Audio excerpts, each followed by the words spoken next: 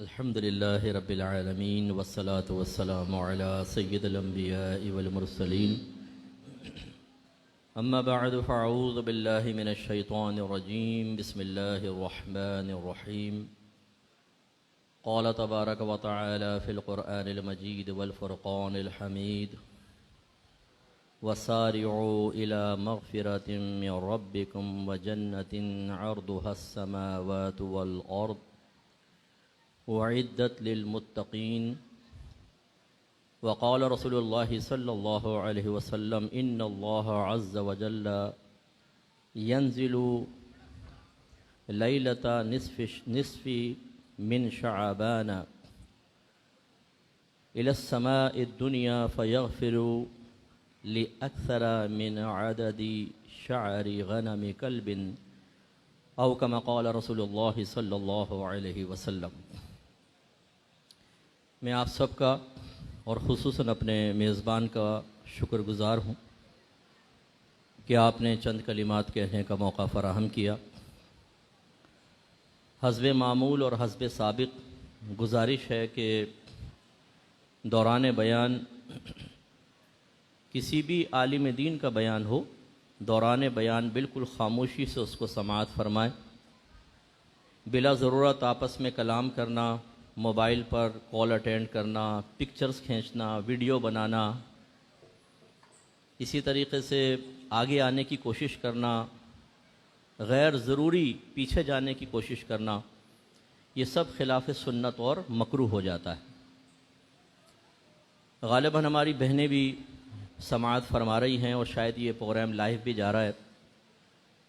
خواتین سے ہمیشہ گزارش رہتی ہے کہ تھوڑی دیر کے لیے ساس بہو اور نندوں کے جھگڑوں سے باہر نکل کر ایسی متبرک مجلس میں جب شرکت کا موقع مل ہی گیا ہے تو خاموشی سے اس کو سماعت فرمائیں۔ جیسے پچھلی دفعہ بھی میں نے آپ کو عرض کیا تھا، کسی نے کہا کہ عورت صرف دو موقع پہ خاموش رہتی ہے، ایک جب وہ سو رہی ہو یا غور سے دیکھیں تو فوت ہو چکی ہوگی، ورنہ عورتوں کو خاموش کروانا بہت مشکل کام ہے۔ لیکن بہرحال ہمارے یہاں کی بہنیں، مجھے امید ہے کہ ساؤنڈ میں مزہ نہیں آ رہا، بالکل سیٹی کیوں نکل رہی ہے، تو ہماری بہنیں ذی شعور ہوں گی، مجھے میرا حسن ظن ہے، تو انشاءاللہ بہت خاموشی سے آپ بیان سماعت فرمائیں گے۔ ایک مرتبہ بلند آواز سے درود پاک پڑھ لیں، اللہم صلی علی سیدنا و مولانا محمد وعلی آل سیدنا و مولانا محمد و آلہ وبارک وسلم۔ دیکھیں مسجد میں ہاٹنس ہے، آپ بھی محسوس کر رہے ہیں، میں بھی محسوس کر رہا ہوں، لیکن آپ کو ہمت سے بیٹھنا ہے، ٹھیک ہے، اور بہت استقامت سے جرأت مندی کے ساتھ بیٹھ کر یہ باتیں سماعت فرمانی ہیں۔ آج الحمدللہ نصف شعبان ہے، نصف شعبان کی شب آپ کہہ لیں، اور میں نے ایک حدیث آپ کی خدمت میں ذکر کی، اس کا ایک حصہ آپ کو عرض کیا تھا۔ ترمذی کی روایت ہے، سیدہ عائشہ صدیقہ رضی اللہ تعالی عنہا کہتی ہیں کہ ایک رات میں نے نبی کریم صلی اللہ علیہ وسلم کو بستر سے گم پایا، تو میں آپ کو ڈھونڈتی ہوئی حجرے سے باہر نکلی تو میں نے آپ کو جنت البقیع کے پاس موجود پایا۔ تو جب میں قریب ہوئی تو رحمت کونین صلی اللہ علیہ وسلم نے ارشاد فرمایا کہ عائشہ، کیا آپ یہ گمان کرتی ہیں کہ اللہ تعالیٰ اور اس کے رسول آپ کے بارے میں خیانت کے مرتکب ہوں گے؟ تو عرض کیا رسول اللہ ایسا نہیں ہے، میں نے سوچا شاید آپ دوسری ازواج میں سے کسی کے پاس چلے گئے ہیں، تو اس لیے میں باہر آ گئی۔ پھر نبی کریم صلی اللہ علیہ وسلم نے وہ بات بیان فرمائی جو عربک میں نے آپ کی خدمت میں عرض کی کہ رحمت کونین صلی اللہ علیہ وسلم نے ارشاد فرمایا کہ ان اللہ عز وجل ینزل لیلۃ نصف من شعبان الی السماء الدنیا، کہ بے شک اللہ تعالیٰ نصف شعبان کی رات آسمان دنیا پر اپنی شان کے لائق نزول فرماتا ہے۔ کیوں؟ فَيَغْفِرُ لِأَكْثَرَ مِنْ عَدَدِ شَعْرِ غَنَمِ كَلْبٍ، پھر اللہ تعالیٰ بنی کلب ایک بہت بڑا قبیلہ تھا اور اس کی بکریاں بہت کثیر تھیں، معروف تھیں کہ بہت کثرت سے بکریاں رکھتے ہیں، تو سرکار نے شاد فرمایا کہ پھر اللہ تبارک و تعالی بنی کلب کی بکریوں کے بالوں کی تعداد کے برابر لوگوں کو بلکہ اس سے زیادہ جہنم کی آگ سے آزادی عطا فرما دیتا ہے، ان کی مغفرت فرما دیتا ہے۔ تو یہ وہ رات ہے جس میں اللہ تبارک و تعالیٰ کی رحمت ہمیشہ جوش پر رہتی ہے، لیکن اس کا اظہار اس رات میں کثیر لوگوں کی مغفرت کے ساتھ ظاہر ہوتا ہے۔ اسی لیے آپ سب یہاں جمع ہیں۔ اب یہ جو حدیث ہے، ایک البانی صاحب ہیں جن کو بعض لوگ بہت حدیث کے معاملے میں اوتھینٹک مانتے ہیں، ان کی رائے کو، انہوں نے ترمذی کی اس روایت کو ضعیف لکھا ہے کہ ضعیف ہے، لیکن موضوع کسی نے بھی نہیں لکھا۔ یہ میرے جو ینگسٹرز بیٹھے ہوئے ہیں، آپ تھوڑا توجہ کیجئے گا کہ جب آپ کسی فضیلت کی کوئی حدیث پیش کرتے ہیں تو آپ کو کہا جائے گا کہ یہ تو ضعیف حدیث ہے۔ اب ہمیں ضعیف کا مطلب تو پتہ نہیں ہوتا، ہم سمجھتے ہیں کہ یہ کہہ رہا ہے کہ حدیث جھوٹی ہے، بیکار ہے۔ ہم اپنے علماء کے پاس پہنچ جاتے ہیں کہ جی یہ تو حدیث ضعیف ہے، کوئی ایسی لائیے جو بڑی سخت قسم کی ہو اور بہت صحیح قسم کی وہ بیان کر۔ جب کوئی آپ سے کہے یہ حدیث ضعیف ہے، آپ اسے ایک کویسچن کریں کہ کس نے بتایا کہ یہ حدیث ضعیف ہے؟ اللہ نے بتایا یا رسول نے بتایا؟ تو وہ کہے گا نہ اللہ نے فرمایا نہ رسول نے فرمایا، تو آپ کو کیا پتا یہ ضعیف ہے؟ تو وہ کہے گا جی جو حدیث کا شغف رکھنے والے علماء ہیں انہوں نے یہ بیان فرمایا کہ اس کے راوی تھوڑے سے کمزور ہیں، اس وجہ سے حدیث میں ضعف پیدا ہو گیا، کمزوری پیدا ہو گئی۔ جس حدیث میں تھوڑی کمزوری پیدا ہو جائے اس کو ضعیف کہتے ہیں۔ پھر آپ ایک اور کویسچن کریں، کیا ضعیف حدیث جھوٹی ہوتی ہے؟ جواب ملے گا نہیں، جھوٹی تو نہیں ہے۔ پھر ایک اور کویسچن کریں کہ کیا ضعیف حدیث فضائل کے سلسلے میں قابل اعتبار ہوتی ہے یا نہیں ہوتی؟ جواب آئے گا ہوتی ہے۔ جب ہوتی ہے تو پھر کون سی پریشانی ہے؟ ضعیف حدیث فضائل کے باب میں معتبر ہے، قابل اعتبار ہے، ضعیف حدیث جھوٹی حدیث کو نہیں کہتے ہیں۔ لہٰذا آپ کے نبی ارشاد فرما رہے ہیں کہ اللہ تبارک و تعالی اس رات میں جس میں آپ اور میں تشریف فرما ہیں اپنی شان کے لائق آسمان دنیا پر نزول فرماتا ہے، اور پھر بنی کلب کی بکریوں کے بالوں کی تعداد سے زیادہ لوگوں کو جہنم کی آگ سے آزادی دے دیتا ہے۔ تو اس لیے یہ دور بڑا فتنے کا دور ہے۔ جدید ٹیکنالوجی تقریباً ہر شخص کے ہاتھ میں آئی ہوئی ہے۔ پہلے دین کی بات سیکھنے کے لیے علماء کے پاس جانا پڑتا تھا، مساجد میں آنا پڑتا تھا۔ آج ہمارا نوجوان کلک کرتا ہے، فیس بک پہ پہنچ جاتا ہے، یوٹیوب پر پہنچ جاتا ہے، اور فیس بک یوٹیوب پر ایک سے ایک انسان بیٹھا ہوا ہے، ہر ایک اپنی اپنی بولی بول رہا ہے، اور اگر معذرت کے ساتھ میں لفظ استعمال کروں معاف کر دیجیے گا، چورن بیچ رہے ہیں بعض تو۔ اب ہمارے نوجوانوں کو یہ نہیں پتا ہوتا کہ کون صحیح کہہ رہا ہے کون غلط کہہ رہا ہے، بس وہ قرآن کا نام سنیں گے، حدیث کا، بخاری کا، مسلم کا، تو سمجھتے ہیں کہ جو یہ کہہ رہا ہے بالکل 100% صحیح کہہ رہا ہے۔ میں اپنے بچوں سے گزارش کرتا ہوں ایسا نہیں ہے۔ اللہ تبارک و تعالیٰ نے آپ کو واضح طور پر علماء کی بارگاہ میں حاضر ہونے کا مکلف بنایا ہے۔ فَاسْأَلُوا أَهْلَ الذِّكْرِ إِن كُنتُمْ لَا تَعْلَمُونَ، اگر تم نہیں جانتے اہل علم سے کویسچن کرو۔ کہیں یہ نہیں فرمایا اگر تم نہیں جانتے تو قرآن کھول لو، نہیں جانتے تو حدیث کھول لو، نہیں جانتے تو سوشل میڈیا پہ چلے جاؤ، نہیں جانتے تو واٹس ایپ پر وصول ہونے والی کسی پوسٹ سے نتیجہ اخذ کر لو۔ نہیں، مکلف بنایا ہے علماء سے رجوع کرنے کا۔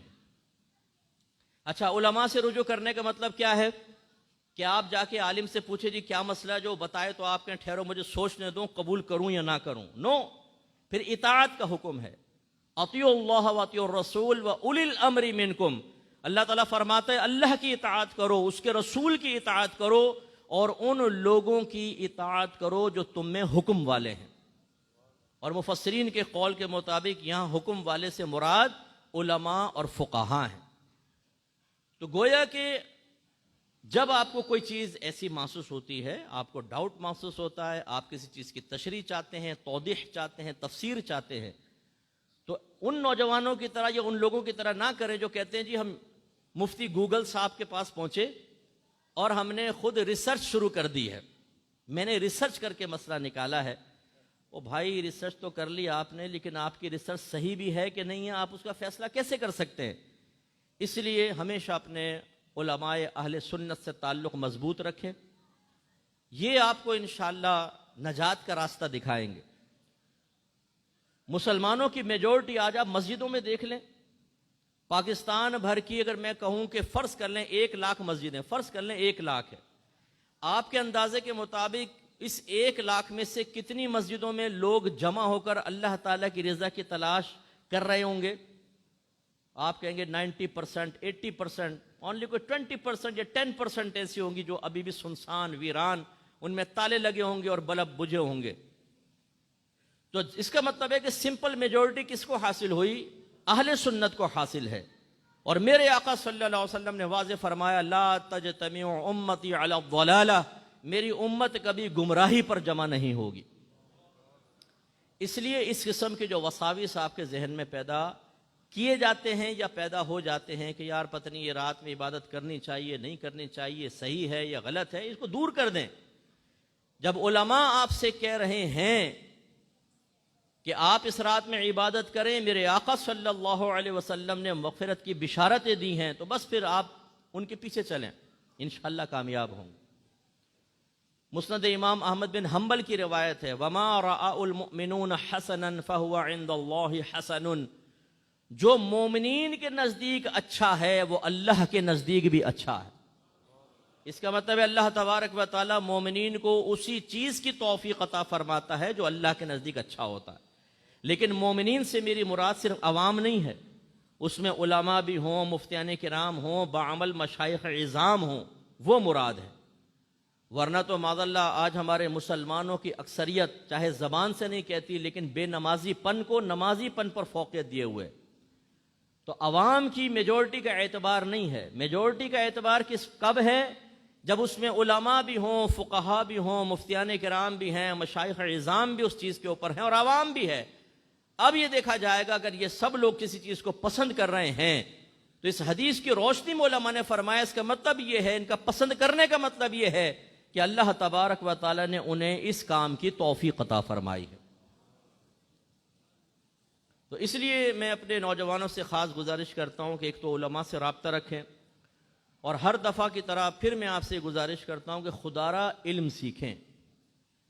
ہمارے اہل سنت کی میجورٹی جو ہے وہ صرف عقائد، معمولات، نظریات کو اپنے بڑوں سے لینے کے لیے تیار ہے، اس کی تحقیق کرنے اور اس کے دلائل اپنے ذہن میں محفوظ کرنے کے لیے تیار نہیں ہے۔ اسی لیے میں گراؤنڈ ریئلٹیز پر کلام کروں گا۔ اپنے دادا جان سے جا کے پوچھیں کہ دادا جان نیاز کے جائز ہونے پر دلیل دیجئے۔ ہم مزارات پر جاتے ہیں، قرآن و حدیث سے ثابت کریں جائز ہے۔ مزار پہ چادر چڑھاتے ہیں، قرآن و حدیث سے ثابت کریں جائز ہے۔ ہم اللہ تعالیٰ کے محبوب بندوں سے استمداد کرتے ہیں، طلب امداد کرتے ہیں، ثابت کریں کہ یہ صحیح ہے۔ مجھے یقین ہے آپ کے گھر کے بڑے کہیں گے بیٹا ہمیں نہیں پتا، لیکن ہم نے اپنے بڑوں کو ایسا کرتے ہوئے پایا ہے۔ تو یہ مطلب نہیں ہے کہ ہمارے بڑوں نے غلط کیا، لیکن یہ روش بھی صحیح نہیں ہے کہ جی ہمیں تو نہیں پتا، ہمارے بڑے جو کرتے آئے ہم وہ کرتے آئے۔ اس جواب کی مماثلت ہے کفار کے ان جواب سے کہ جب انبیاء علیہم السلام ان کو تبلیغ کیا کرتے تھے تو کفار جواب میں کہتے کہ ہم آپ کی بات نہیں مانیں گے، ہم تو اس پر رہیں گے جس پر ہم نے اپنے آباء و اجداد کو پایا۔ جواب کے اعتبار سے ویسے مماثلت نہیں ہے، وہ گمراہ تھے، ہم لوگوں کے اکابرین گمراہ نہیں تھے، لیکن یہ ضرور ہے کہ آپ کو دلیل سے ہر چیز کو سیکھنا ہوگا، اور یہ کوئی مشکل نہیں ہوتا، اس کے لیے تھوڑا سا وقت نکالنا ہوتا ہے۔ یہ نہیں کہ سامنے والا قرآن و حدیث سنائے اور آپ کہیں کہ بھی میں تو نہیں مانتا، میں تو اسی پہ چلوں گا جس پر میرے تو یہ ٹھیک ہے بھائی، میں اس پہ چلوں گا جس پر میرے بڑوں نے کہا۔ یار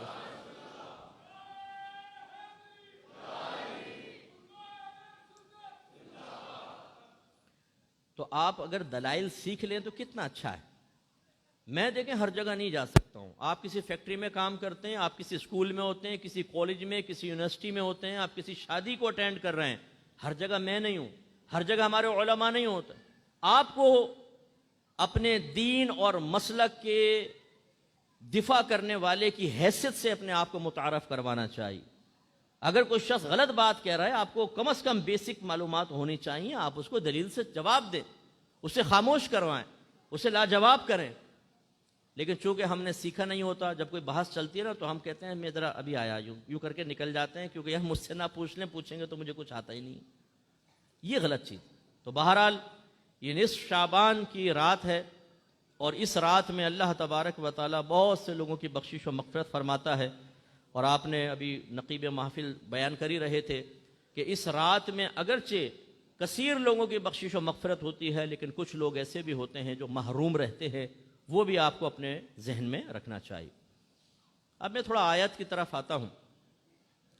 اللہ تبارک و تعالیٰ نے اس آیت میں جو میں نے ذکر کی تھی ایک امر فرمایا ہے، حکم دیا ہے، وَصَارِعُوا إِلَى مَغْفِرَةٍ مِّن رَبِّكُمْ۔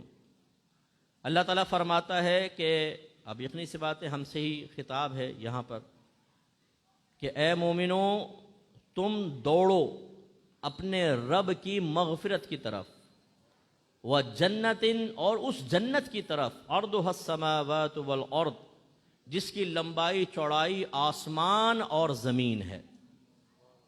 یعنی اتنی بڑی ہے کہ ساتوں آسمان ساتوں زمینوں کو اگر آپ یکجا کر لیں، جنت اس سے بھی بڑی ہے۔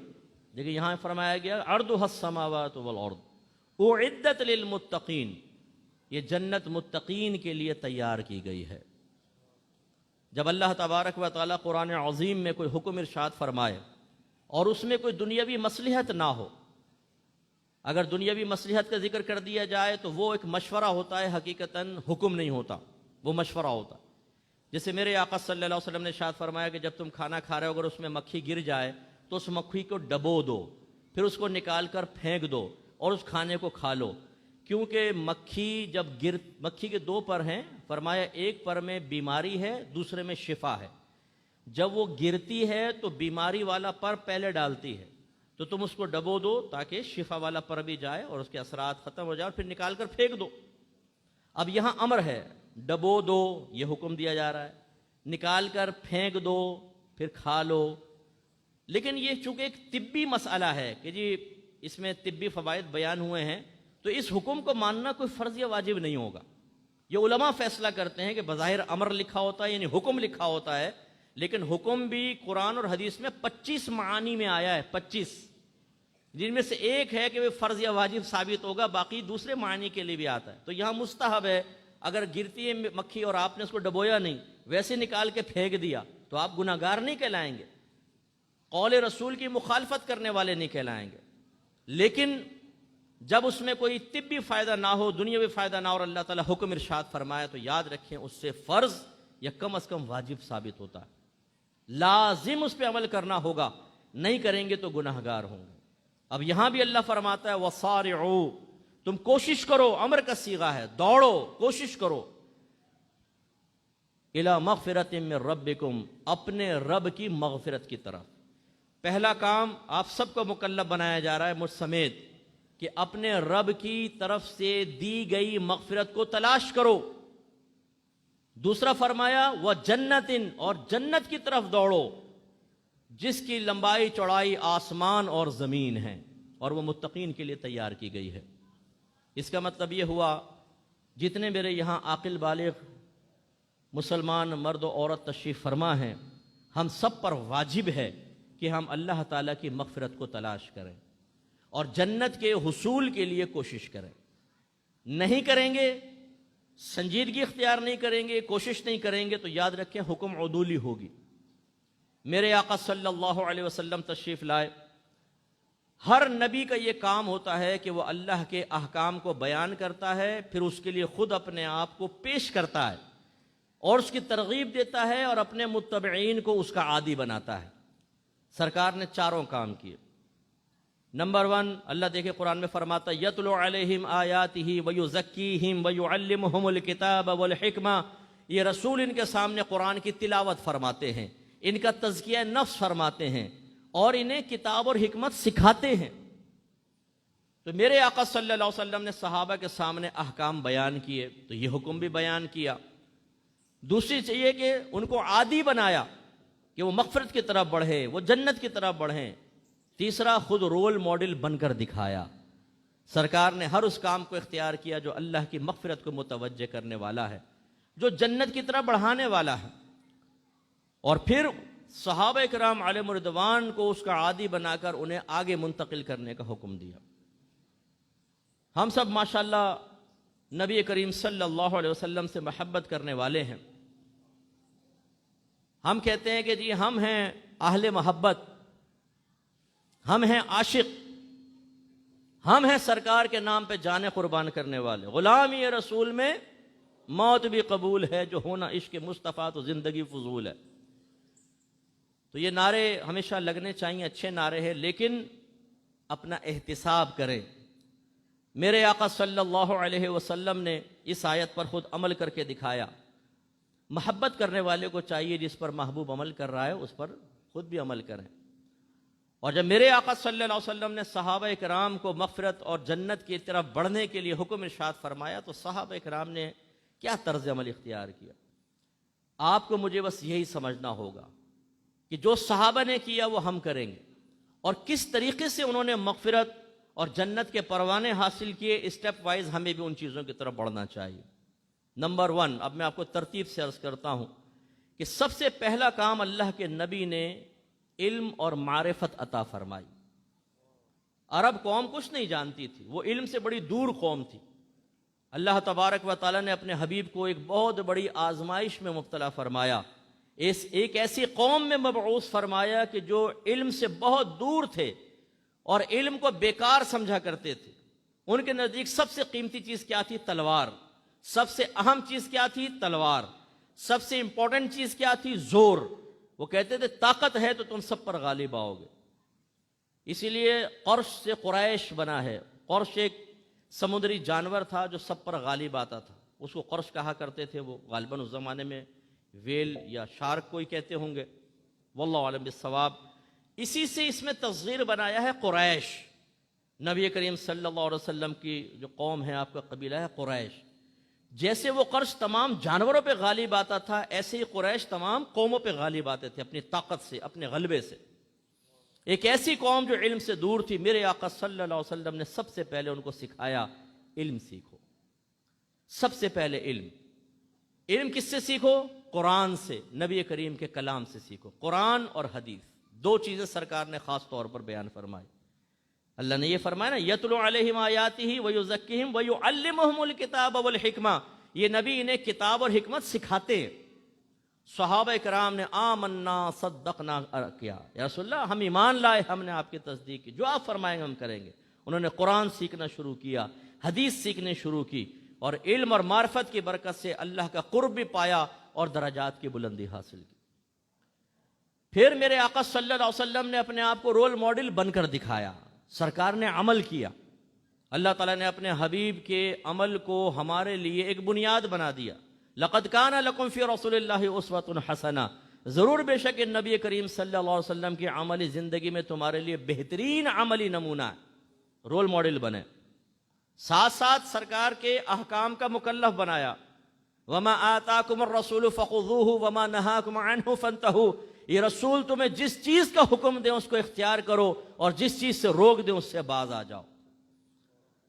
صحابہ کرام نے جواب میں یہ کہا کہ یا رسول اللہ پرانی عادتیں اتنی پختہ ہیں کہ ہم اطاعت نہیں کریں گے، ایسا کہا؟ بولے ایسا کہا؟ نہیں۔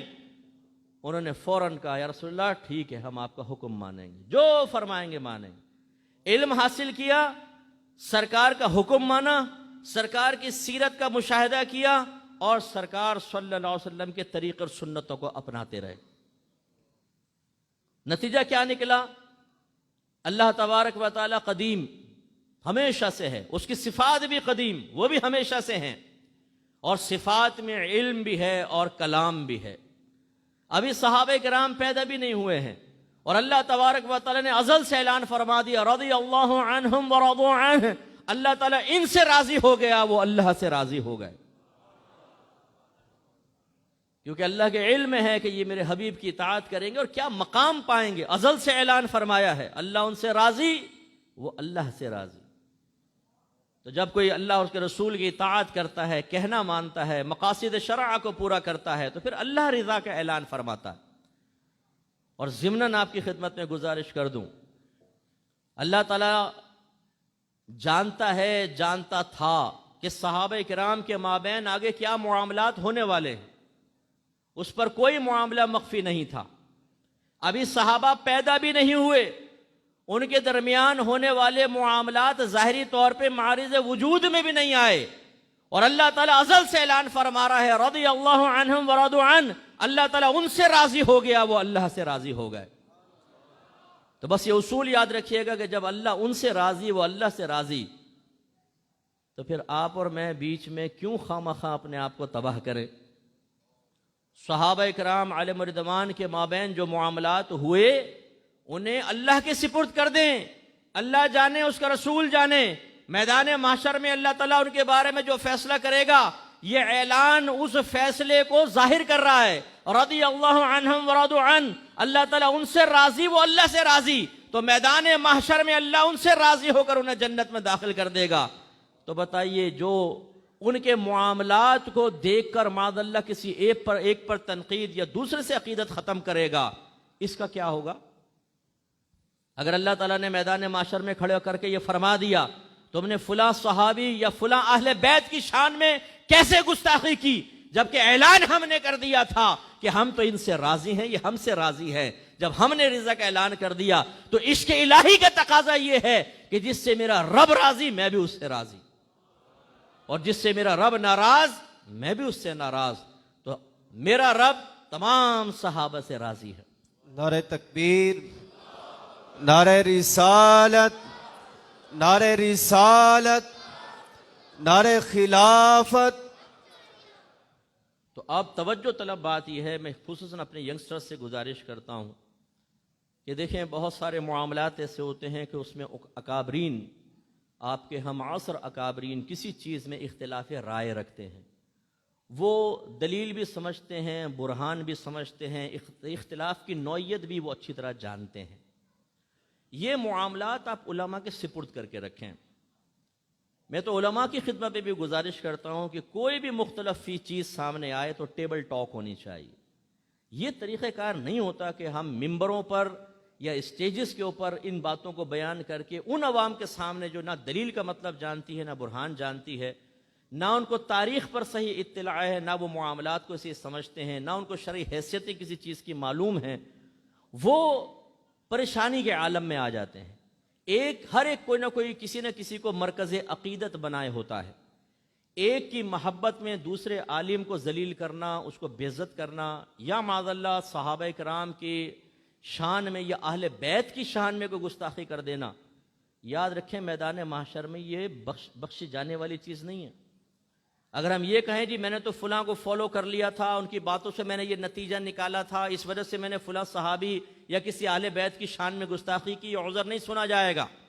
اللہ کا اعلان ہے رضی اللہ عنہم ورضوا عنہ۔ تو علماء کو بھی ہم سب کو چاہیے کہ کوئی بھی ایسا مختلف فی مسئلہ ہو عوام میں اس کو ڈسکس نہ کریں، ہم اسے ٹیبل ٹاک کریں، بند کمروں کے اندر کریں، اور پھر کوئی نتیجہ مرتب کر کے عوام کے سامنے بیان کریں۔ نہیں نتیجہ نکلتا تو بھائی لکم دینکم ولی دین، آپ اپنے موقف پہ قائم رہیں، آپ کے دلائل ہیں، میں اپنے موقف پہ قائم رہتا ہوں، میرے دلائل ہیں، ٹھیک ہے؟ نہ آپ مجھے قائل کر سکے نہ میں آپ کو قائل کر سکا، آپ اپنے موقف پر رہیں، میں اپنے موقف پر۔ لیکن جب یہ چیزیں عوام میں ڈسکس کی جاتی ہیں تو وہ عوام جس بیچاری کو کچھ بھی نہیں پتا ہوتا، وہ دلائل کی قوت اور ضعف سے نہ آشنا ہے، نتیجہ نکلتا ہے کہ ان کے دل میں کسی کی بھی عقیدت کی بنا پر دوسرے سے بغض پیدا ہوتا ہے، اور یہ بغض پہ رکتا نہیں، اکابرین تک پہنچ جاتا۔ کوئی اہل بیت اطہار کی شان میں گستاخی کرتا ہے اور کوئی صحابہ کرام علیہم رضوان کی شان میں بک بک کر رہا ہوتا ہے اور اپنی آخرت کو برباد کر رہا ہوتا۔ میں آپ سے گزارش کروں گا آپ ایسا نہ کریں، اور میں ہاتھ جوڑ کر اپنے اکابرین کی خدمت میں گزارش کرتا ہوں، خدا را یہ نفرتوں کے وائرس نئی نسلوں کے اندر انجیکٹ نہ کریں۔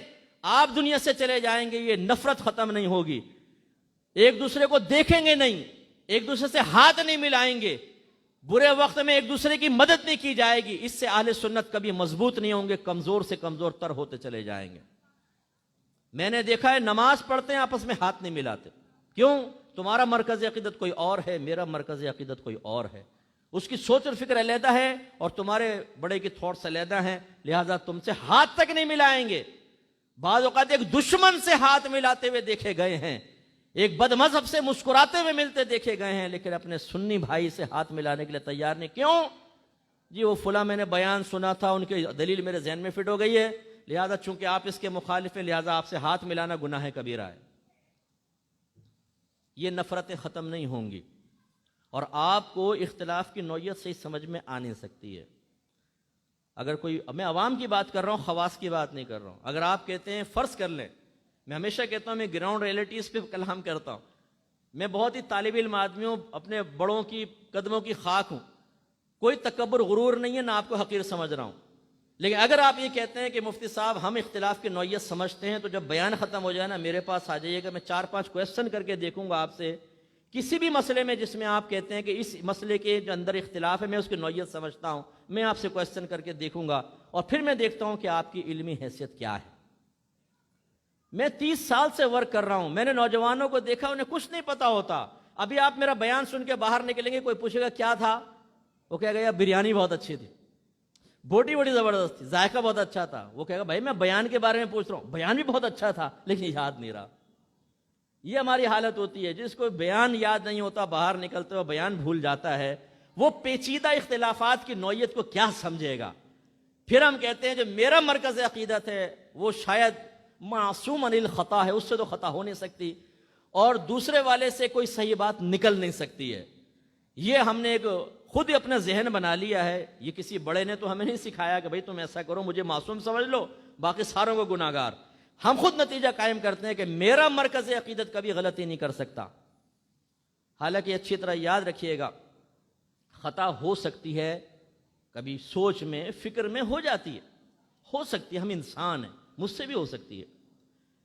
ہم جب اصول فقہ کی کتابیں پڑھتے ہیں نا تو اس میں اصول شاشی میں مسئلہ لکھا ہوا ہے کہ امام شافعی رحمۃ اللہ علیہ کا یہ قول ہے، اس کے مخالف امام اعظم کا یہ قول ہے، تو وہ لکھتے ہیں کہ یہ ہو سکتا ہے کہ اس مسئلے میں امام اعظم مصیب ہوں اور امام شافعی سے اجتہادی خطا ہو گئی ہو، اور یہ بھی پاسبل ہے کہ امام اعظم سے اجتہادی خطا ہوئی ہو، امام شافعی مصیب ہوں، یہ پاسبل ہے۔ کتنے مسائل میں ہمارے امام اعظم ابو حنیفہ رضی اللہ تعالی عنہ نے رجوع فرما کر اپنے شاگردوں کے قول کو اختیار کیا ہے، صاحبین کے قول رجوع فرمانا ثابت۔ یہ ہوتا ہے، علمی معاملات ہے نا، کبھی توجہ کسی طرف رہی نہیں رہی، تو یہ میں آپ کو اس لیے سمجھا رہا ہوں صرف آپ کی آخرت کی بہتری کے لیے، کیونکہ میں کسی گروپ کا آدمی نہیں ہوں، میں سب گروپ کا آدمی ہوں، ہر ایک میرے سر کا تاج ہے۔ اگر سنی ہے، اہل سنت سے تعلق رکھتا ہے، کوئی بھی تنظیم ہو کوئی بھی ہو، وہ ہمارے سر کا تاج، ہمیں اس سے محبت، ہمیں اس سے پیار ہے، اور میں جلتا ہوں کڑتا ہوں۔ ہم نہیں چاہتے کہ ہمارے اکابرین آپس میں لڑیں پھر وہ چلے جائیں اور متبعین آپس میں لڑ کر ان کی لڑائی کی یاد کو تازہ کرتے رہیں کہ بھئی یہ وہ تاریخ ہے جس میں سب سے پہلا پھڈا ہوا تھا، یہ وہ تاریخ ہے جس میں سر پھٹول ہوئی تھی، اور یہ وہ تاریخ ہے جس میں ہم نے دوسرے کو شکست فاش دی تھی۔ یہ چیزیں صحیح نہیں ہیں۔ اس لیے میں گزارش کرتا ہوں، یہ ہو سکتا ہے کہ آپ جس سے عقیدت قائم رکھیں، ہو سکتا ہے کہ وہ کسی اجتہادی خطا میں مبتلا ہو، سامنے والا صحیح کہہ رہا ہو، لیکن آپ عقیدت میں کہیں گے یہ صحیح ہے اور وہ غلط ہے، تو آپ غلط کو صحیح کہہ رہے ہیں اور صحیح کو غلط کہہ رہے ہیں، آپ کی آفت کا نقصان۔ اس لیے میں نے کہا کہ آپ عوام الناس جو ہیں، اگر کوئی بزرگان دین میں اختلاف دیکھتے بھی ہیں تو آپ کہیں بھئی یہ علماء کا کام ہے، علماء جانے، ہم اپنے علماء اہل سنت سے عقیدت رکھیں گے، ہم ان جھگڑوں میں نہیں جاتے۔ تو خلاصہ کلام یہ کہ بہرحال ایک ضمنی بات آئی تو میں نے عرض کر دی۔ اب نبی کریم اور صحابہ کرام سے عقیدت رکھنے والے جتنے بھی یہاں مسلمان بھائی بہن بیٹھے ہیں، ہمیں اپنے بارے میں غور کرنا چاہیے۔ نبی کریم نے قرآن و حدیث بیان کیا، صحابہ نے سنا، سرکار نے رول ماڈل بن کر دکھایا، صحابہ کرام نے سرکار کے عمل کو اختیار کیا، سرکار نے ان کا تزکیہ نفس فرمایا، ان کے عقائد کی اصلاح فرمائی، اعمال کی اصلاح فرمائی، انہوں نے اس کو قبول کیا، اپنے آپ کو صاف ستھرا کر لیا۔ میرے آقا صلی اللہ علیہ وسلم نے حکم فرمایا اس کو آگے پہنچاؤ، انہوں نے آگے پہنچایا۔ لیبلغ الشاہد الغائب، سرکار نے آخری خطبہ جب دیا نا، فرمایا چاہیے کہ جو حاضر ہے وہ غائب تک میری بات کو پہنچائے، اور صحابہ کرام نے کیا۔ آپ اور میں یہ کر رہے ہیں کہ نہیں کر رہے؟ تو یہ جو جنت کی طرف مغفرت کی طرف بڑھنے کا حکم ہے، اس کا فرسٹ سٹیپ کیا ہے جو میرے آقا نے کیا؟ سب سے پہلے علم عام کیا۔ جتنے میرے ایسے کوئی بھائی بیٹھے ہیں جو خطیب ہیں یہاں پر، فرض کر لیں کوئی ایسے افراد بیٹھے ہیں جو تبلیغ دین کا فریضہ سر انجام دے رہے ہیں، تو ہمیں سب سے پہلا کام یہ کرنا چاہیے کہ ہمیں لوگوں میں اس علم کو عام کرنا چاہیے جو لوگوں کی سب سے بڑی ضرورت ہے۔ ضروری علوم تین طرح کے ہیں، ایک علم العقائد، عقیدہ بما دلیل، اور اس میں عقائد اسلام پہلے بیان کر رہا ہوں کہ جیسے اللہ تعالیٰ کی ذات، صفات، آسمانی کتابیں، نبی، رسول، نبوت، رسالت، جنت، دوزخ، جن، فرشتے، تقدیر، آخرت۔ اسی طرح پھر نبی کریم صلی اللہ علیہ وسلم سے متعلقہ خصوصی مسائل، آپ کا سب سے افضل ہونا، آپ کا علم غیب کا حامل ہونا، آپ کا حاضر ناظر وغیرہ ہونا، یہ تمام چیزوں کا۔ پھر دوسرا علم جو ہے وہ جو لازم ہے، ضروری ہے، وہ ہیں احکام شرعیہ عملیہ، عبادات کا علم، نماز، روزہ، حج، زکوٰۃ، قربانی، صدقہ فطر۔ نماز میں پھر طہارت اس کی شرط ہے، تو طہارت کے اندر پھر وضو ہے، غسل ہے، حیض ہے، نفاس ہے، نجاستوں کی پہچان، کپڑے پاک کرنا، مختلف چیزیں پاک کرنا۔ اگر شرع عذر ہے تو شرع معذور کے احکام ہمیں پتہ ہونے چاہیے۔ اسی طرح پھر معاملات، آپ تجارت کرتے ہیں، آپ نے پیسہ انویسٹ کیا ہے، آپ کوئی چیز کرائے پر لیتے دیتے ہیں۔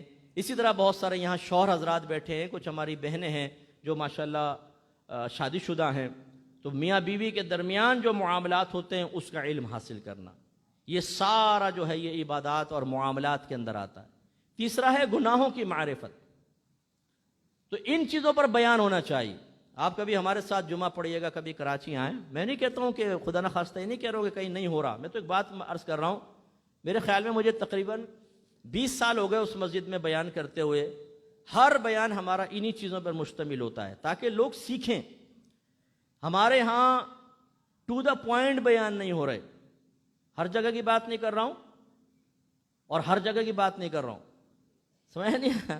یعنی مطلب یہ کہ ہر جگہ ایسا ہو رہا ہے یہ بھی ضروری نہیں، ہر جگہ نہیں ہو رہا یہ بھی ضروری نہیں، لیکن ہمارے ہاں بعض اوقات ان چیزوں پر بیان نہیں ہوتا کہ جو ضروری ہیں، ان امور سے تعلق رکھنے والے ہیں۔ اس لیے ایک دفعہ میں UK گیا، میرے وہاں پر وراثت کے مسائل کو ذکر کیے، تو ایک شخص آئے، ان کی سفید داڑھی تھی، کہنے لگے مفتی صاحب 63 سال ہو گئے، میری عمر 63 سال کی، آج پہلی مرتبہ میں نے یہ جمعے کے اندر بیان سنا ہے وراثت کے بارے میں۔ تو ہمارے ہاں یہ چیزیں بیان نہیں ہوتی۔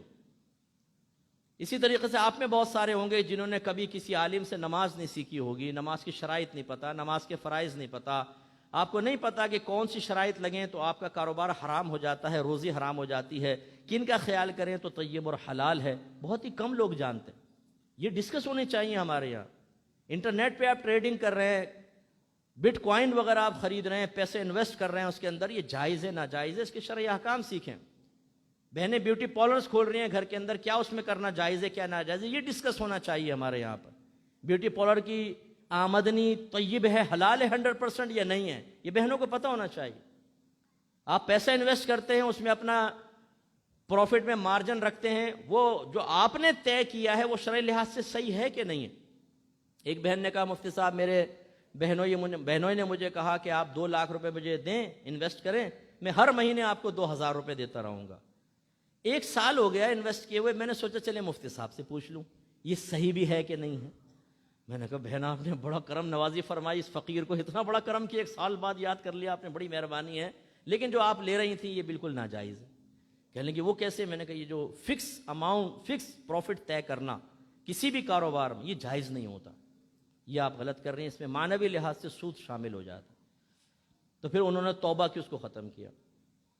تو مسئلہ یہ ہے کہ یہ اگر ڈسکس نہیں ہوں گے ہمارے ممبروں پر، ہماری مساجد میں، اور خصوصاً جو ہمارے ینگسٹر جن مشکلوں میں گرفتار ہیں، آج یہ سوشل میڈیا پر بیٹھ کر لڑکیوں سے دوستیاں کر رہے ہیں، فیک آئی ڈیز بنائی ہوئی ہیں، اچھا ہیک کر رہے ہیں دوسروں کے اکاؤنٹس، اسی طریقے سے کہیں وائی فائی لگا ہوا ہے اس کا کوڈ ووڈ توڑ کے نا مفت میں استعمال کرتے ہیں نا، پھر کہتے ہیں بھائی نے آج تک کبھی پیسہ نہیں دیا انٹرنیٹ کا، ہر ایک کا کوڈ توڑ دیتا ہوں، میرے پاس ہیں کچھ ٹپس۔ دوسرے کہتے ہیں یار خدا کے واسطے مجھے بھی بتا دے، 150 لے لے مجھے بھی بتا دے، وہ اسے بھی بتا دیتا ہے، وہ کسی کا بھی وائی فائی کا کوڈ توڑ کے آرام سے وہ پاسورڈ وغیرہ توڑ کر اور وہ یوز کر رہے ہوتے ہیں، حالانکہ یہ گناہ ہے، یہ جائز نہیں ہے۔ اب ان چیزوں پہ کلام ہونا چاہیے. کتنے ہمارے نوجوان اتنے گناہوں میں ملوث ہیں، کچھ انتہا نہیں. تو ایک تو یہ ہمارا جو نبی کریم صلی اللہ علیہ وسلم نے علم سکھایا، تو جو سکھانے کی قابلیت رکھتے ہیں انہیں چاہیے کہ وہ یہ کام کریں. دوسرا، صحابہ نے علم کو سیکھا، اب اس میں آپ سب کی بھی ذمہ داری بنتی ہے. آپ علم سیکھیں. علم سیکھیں گے تو مغفرت حاصل ہوگی، علم سیکھیں گے تو جنت حاصل ہوگی. علم نہیں سیکھیں گے آپ کے لیے جنت حاصل کرنا اور مغفرت حاصل کرنا بہت دشوار ہو سکتا ہے. ناممکن نہیں کہوں گا، اللہ کی رحمت بہت بڑی ہے، لیکن اللہ تبارک و تعالی نے جو قانون بنائے ہیں، جو ہمیں علم سکھایا، ادب سکھایا، اپنے حبیب کو بھیجا. اور سوچئے ذرا، کم و بیش 1,24,000 انبیاء علیہ السلام کو بھیجا کہ میرے قوانین بتاؤ، میرے اصول بتاؤ، لوگوں کو کہو کہ اس کی پابندی کریں تو میری مغفرت ملے گی، جنت ملے گی. بیکار ہے کہ ہم سیکھیں نہیں اور کہیں یار اللہ بخش دے گا، یار یہ تو ایسے بولتے رہتے ہیں. اللہ تعالیٰ یہ اہتمام فرمائے کہ کم و بیش 1,24,000 انبیاء علیہ السلام کو بھیجے، اور ہر نبی اپنے قریبی ساتھیوں کی ڈیوٹی لگائے کہ یہ پیغام دوسروں تک پہنچاؤ، اور ہم بڑے آرام سے کہے کہ یار بس اللہ تعالیٰ بخش دے گا. نو، علم سیکھنا ہوگا لازم. اور میں اکثر سمجھاتا ہوں، نہیں سیکھیں گے، حکم عدولی تو ہے ہی ہے، آپ کبھی گناہوں سے نہیں بچ سکتے. ہمارے بعض بھائی کہتے ہیں مفتی صاحب پتہ نہیں کس نے جادو کروا دیا ہے، گھر میں برکت ہی نہیں ہے، پیسہ آتا ہے ختم. کبھی میرا اور بیوی کا جھگڑا ہو رہا ہوتا ہے، بچے نافرمان ہیں، آپس میں لڑ رہے ہیں، ایک عجیب بے سکونی، بے چینی ہے گھر کے اندر، سکون نہیں ہے. ذرا چیک کر کے بتائیے گا کس نے کیا کروا دیا ہے. بہنیں کہتی ہیں کیا کروا دیا ہے. اب اگر کوئی یہ کہہ دے نا کہ تم پر تو بڑا کالا جادو کروایا ہوا ہے، تو یہ ان کی من کی مراد پوری ہو گئی. اور میں بہت بڑا عالم بھی ہوں اور عامل بھی ہوں 7ویں آسمان پر. مفتی صاحب نے بتا دیا کالا جادو، اور اگر میں کہوں نہیں کچھ بھی نہیں ہے تو انہیں شک پیدا ہوگا میری علمیت اور قابلیت پر، میرے سکلز جو ہیں وہ مشکوک ہو جائیں گے. مفتی صاحب دوبارہ چیک کیجئے گا. اب ہم جیسے آدمی کہتے ہیں کہ بہن آپ کے گھر پہ کوئی جادو ٹونا نہیں ہے. ہاں، ایک جادو ہے اور وہ کروانے والے آپ سب ہیں. وہ کیسے؟ آپ نماز پڑھتے ہیں؟ نہیں. روزہ رکھتے ہیں؟ کچھ آگے پیچھے ہو جاتا ہے. قرآن پاک روزانہ گھر میں کھلتا ہے، تلاوت کرتے ہیں؟ نہیں. گھر میں گالی گلوچ چلتی ہے؟ وہ تو ایسے چلتی ہے کہ جیسے بس سانس لے رہا ہو آدمی اندر باہر. بچوں کو علم دین سکھایا؟ آپ نے علم سیکھا؟ نہیں. جب یہ سارے جادو جمع ہیں، گھر میں برکت کیسے پیدا ہوگی؟ آپ جو روزی کما رہے ہیں اس کے احکام سیکھے کہ وہ حلال ہے کہ حرام ہے. حرام رزق جب گھر میں پہنچے گا، اولاد کے پیٹ میں حرام پہنچے گا، اولاد فرما بردار نہیں بنے گی، بدتمیز قسم کی بنے گی، باپ کی آنکھوں میں آنکھیں ڈال کر گفتگو کرنے والی بنے گی، ماں بوڑھی ماں کو اس کی کمزوریوں کا احساس دلانے والی بنے گی، بیوی کو پیٹھ پیچھے کھڑی کر کے اور ماں کے سینے پہ چڑھ کر گفتگو کرنے والی بنے گی. یہ اس رزق کی برکتیں ہوتی ہیں جو ہم نے مشکوک ان اولاد کے پیٹ میں اتارا ہوتا ہے. جادوگر تو ہم ہیں بہت بڑے. میرے آقا صلی اللہ علیہ وسلم نے ارشاد فرمایا کہ جب شوہر بیوی کو اپنے پاس بلائے اور وہ انکار کر دے تو اللہ تعالیٰ کے فرشتے تمام رات اس عورت پر لعنت کرتے رہتے ہیں. صحیح حدیثوں کا الفاظ آپ کو بتا رہا ہوں، بخاری کی روایت. اب آپ مجھے بتائیں، ہمارے یہاں گھر میں چھوٹے چھوٹے لڑائی جھگڑے ہوتے ہیں، بیوی منہ پھیر کے وہاں لیٹ جاتی ہے، شوہر راضی کر رہا ہے وہ راضی نہیں ہو رہے، فرشتوں کی طرف سے لعنت برسنا شروع ہو گئی. گھر میں تصویریں ہم لگاتے ہیں. نبی کریم ارشاد فرماتے ہیں جس گھر میں کتا یا تصویر ہو یا حالت جنابت میں کوئی ہو، اس گھر میں اللہ کی رحمت کے فرشتے نہیں آتے.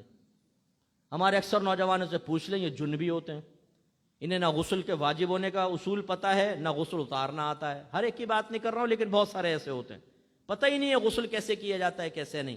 پتہ ہے کہ احتلام ہو گیا پھر بھی 3 دن میں جا کر نہاتے ہیں، کیونکہ نماز تو پڑھنی نہیں ہے معاذ اللہ. اب یہ شخص جب تک گھر میں رہے گا اللہ کی رحمت کے فرشتے نہیں آئیں گے. ایسے نوجوانوں سے ہاتھ جوڑ کے گزارش ہے کہ جب کوئی مر جائے نا اس کے پاس کم از کم آپ نہ جائیں، کیونکہ آپ کی برکت سے رحمت کے فرشتے نہیں آئیں گے اور مردہ آپ کو کوس رہا ہوگا، کمبخت اس کو تو باہر نکالو، یہ جنبی کہاں سے آ گیا، فرشتے باہر کھڑے ہوئے ہیں. ایسے دادا جان کی تصویر بڑی کر کے لگائی ہوئی ہے، ابا جان پوز کر کے کھڑے ہوئے ہیں، یہ ہمارے ابا فوج میں تھے نا، یہ ان کی تصویر ہے. وہ یہ امی اور ابا کی شادی کی یہ سالگرہ کی. بھائی یہ فوٹوؤں سے جو تعظیماً لگائے جاتے ہیں گھر میں نحوست ہوتی ہے، بے برکتی پیدا ہوتی. اور ہو سکتا ہے آپ میں سے کچھ نے کتے بھی پالے ہوں، کیونکہ آج کل انسان کو ہم کم پال رہے ہیں، کتوں کو پال رہے ہیں۔ وہ جو بڑے بڑے انگلش کتے پالے ہوئے ہیں وہ 4 فیملیز کا کھانا کھا جاتے ہیں ایک مہینے میں، وہ پالے ہوئے ہیں جو کتے۔ گھر میں برکت کیسے پیدا ہوگی؟ میرے آقا صلی اللہ علیہ وسلم نے ارشاد فرمایا جس گھر میں سورہ بقرہ پڑھی جائے اس گھر سے شیاطین چلے جاتے ہیں، لیکن ہمارے گھر میں تلاوت ہی نہیں ہوتی۔ اگر کسی نے آپ پر جنات کو مسلط کیا ہو نا، جیسے عاملین بعض اوقات کر دیتے ہیں، سورہ بقرہ پڑھیں سب شیطان بھاگیں گے، جنات غائب، لیکن ہم خود راستہ دیتے ہیں۔ اگر آپ حالت جنابت میں رہیں گے آپ کے اوپر کالا جادو جلدی اثر کرے گا، ناپاک آدمی پر بہت جلدی اثرات مرتب ہوتے ہیں، اور گندے جنات آپ کا ساتھ بہت آرام سے پالیں گے۔ یہ ساری چیزیں ہمیں نظر نہیں آتی، لڑائی جھگڑا چی چی چی چی چی چی چل رہی ہے۔ میرے آقا صلی اللہ علیہ وسلم عورتوں سے کو سمجھاتے ہوئے فرماتے ہیں، اگرچہ صحابی سے خطاب ہے کہ اگر میں کسی مخلوق کو سجدہ کرنے کا حکم دیتا تو بیویوں کو حکم دیتا کہ اپنے شوہروں کو سجدہ کریں۔ اتنا اعلیٰ مقام، اور ہماری بعض بیویوں نے شوہر کو پاؤں کی جوتی بنایا ہوا، بات بات میں لڑنا جھگڑنا اور گریبان تک ہاتھ پہنچ جانا۔ ایک بھائی نے مجھے بڑے ہی عاجزی کے ساتھ میسج کیا، مفتی صاحب میری بیویاں مجھے گالیاں دیتی ہے، میں کیا کروں؟ بھائی اب میں کیا اس کو بولتا پپو کو، بھائی تو گالیاں سن رہے ہے، تیری حیا کہاں چلی گئی اور کیا غیرت کہاں سو گئی ہے؟ ایک بہن نے مجھے روتے ہوئے کال کی، اچھا یہ بہنیں بھی ماشاءاللہ بھی سن رہی ہوں گی، خیر ہم لوگوں کو اتنا پرانا تجربہ ہے، ہم ان کے رونے دھونے پہ نہیں جاتے نا، سب سے پہلے معاملے کی تہہ کی طرف جاتے ہیں۔ وہ بہن رونے لگی، وہ صاحب میرے شوہر نے مارا، مجھے یہ کیا وہ کیا۔ میں نے کہا بہن ایک منٹ خاموش ہو جاؤ، پہلے یہ بتاؤ سچ سچ آپ نے کیا کیا تھا؟ کہ لیکن میں نے بھی گریبان پکڑا تھا اور 2 گالیاں دی تھی۔ اب جس گھر میں شوہر کا یہ حال ہو کہ اس کو بات بات پہ گالیاں بک رہی ہو، عورت سینے پر چڑھ کے گفتگو کر رہی ہو، اپنے بھائیوں کی بیک کا فائدہ اٹھاتے ہوئے اسے ڈرا رہی ہو، کچھ کیا نا میں بھائی کو فون کرنا، وہ شوہر نے کہا نہیں بھائی نہیں کرتے نا، بھائی بڑا خطرناک ہے، آ کے ڈنڈے سپٹے مارے گا مجھے۔ وہ شوہر کو غلام بنایا ہوا ہے۔ بھائی شوہر غلام بننے کے لیے پیدا نہیں ہوا، اللہ نے اس کو حاکم بنایا ہے۔ آپ اسے محکوم بنانے کے چکر میں، ایک بہن کہنے لگی مفتی صاحب کو ایسا وظیفہ دیں شوہر میرا کہنا مانے، تو میں نے اسی مذاق میں کہا میں نے ایسا وظیفہ دوں کہ آپ کہیں کھڑے ہو جاؤ کھڑے ہو جائے، آپ کہیں بیٹھ جاؤ بیٹھ جائے، کہ نہیں ہاں ایسے ہی چاہیے۔ بھائی اس لیے شوہر نہیں ہوتا ہے، ہاں لیکن اس کا مطلب یہ بھی نہیں ہے کہ شوہر حضرات تھوڑا سا مونچھوں کو تاؤ نے سنا تھا مفتی صاحب نے کیا کہا تھا۔ میرے آقا صلی اللہ علیہ وسلم نے اپنے آخری خطبوں میں عورتوں کے حقوق کو بیان فرمایا، فرمایا اللہ تبارک و تعالیٰ نے کمزور مخلوق کو تمہارے تابع کیا ہے، تم ان عورتوں کے معاملے میں ہمیشہ اپنے اللہ سے ڈرتے رہنا۔ اور میرے آقا نے بڑی پیاری بات بیان فرمائی، تم میں سب سے بہتر وہ ہے جو اپنی بیویوں کے سلسلے میں بیویوں کے حق میں سب سے بہتر ہے۔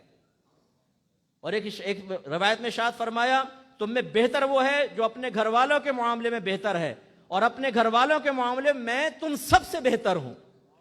یہ سرکار نے تحدیث نعمت کے طور پہ بیان فرمایا، ورنہ سرکار بڑی عاجزی والے کلمات بیان فرماتے ہیں، لیکن بعض جگہ سرکار اللہ تعالیٰ کے حکم سے تحدیث نعمت کے طور پہ اپنا کمال ذکر فرماتے ہیں۔ جیسے ارشاد فرمایا کہ میں اولین اور آخرین سب سے بہتر ہوں، جو پہلے آئے ان سے بھی بہتر، جو بعد میں آئے ان سے بھی بہتر ہوں۔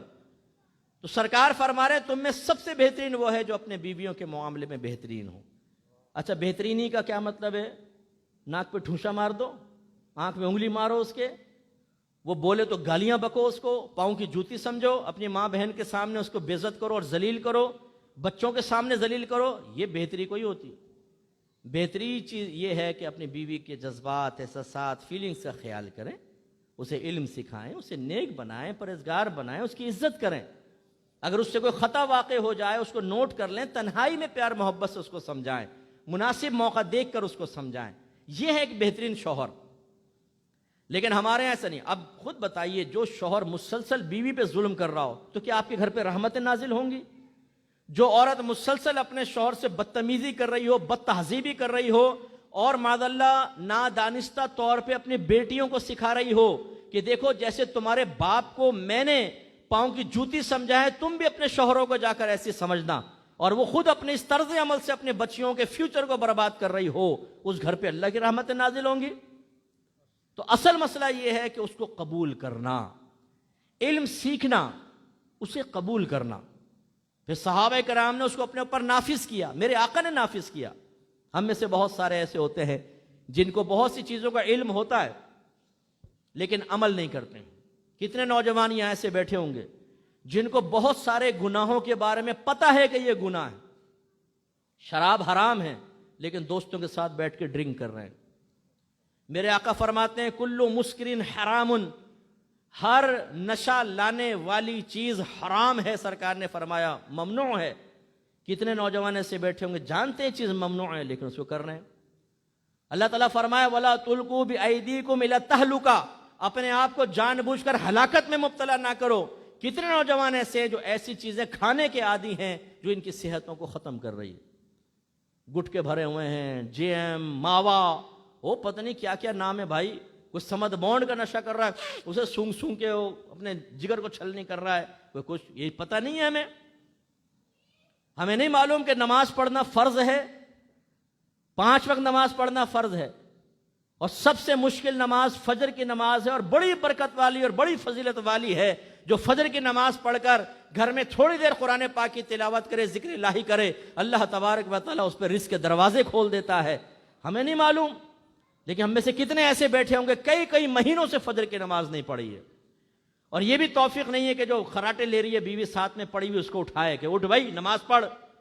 گھر میں نحوست اسی لیے تو ہے کہ فجر کی نماز میں جب اللہ تبارک و تعالیٰ کی رحمت اس وقت میں آپ کی طرف متوجہ ہے تو رحمت کا متلاشی بستر پہ پڑا ہوا خراٹے لے رہا، خر خر لگایا ہوا ہے، بھائی ابے اٹھو نماز پڑھو۔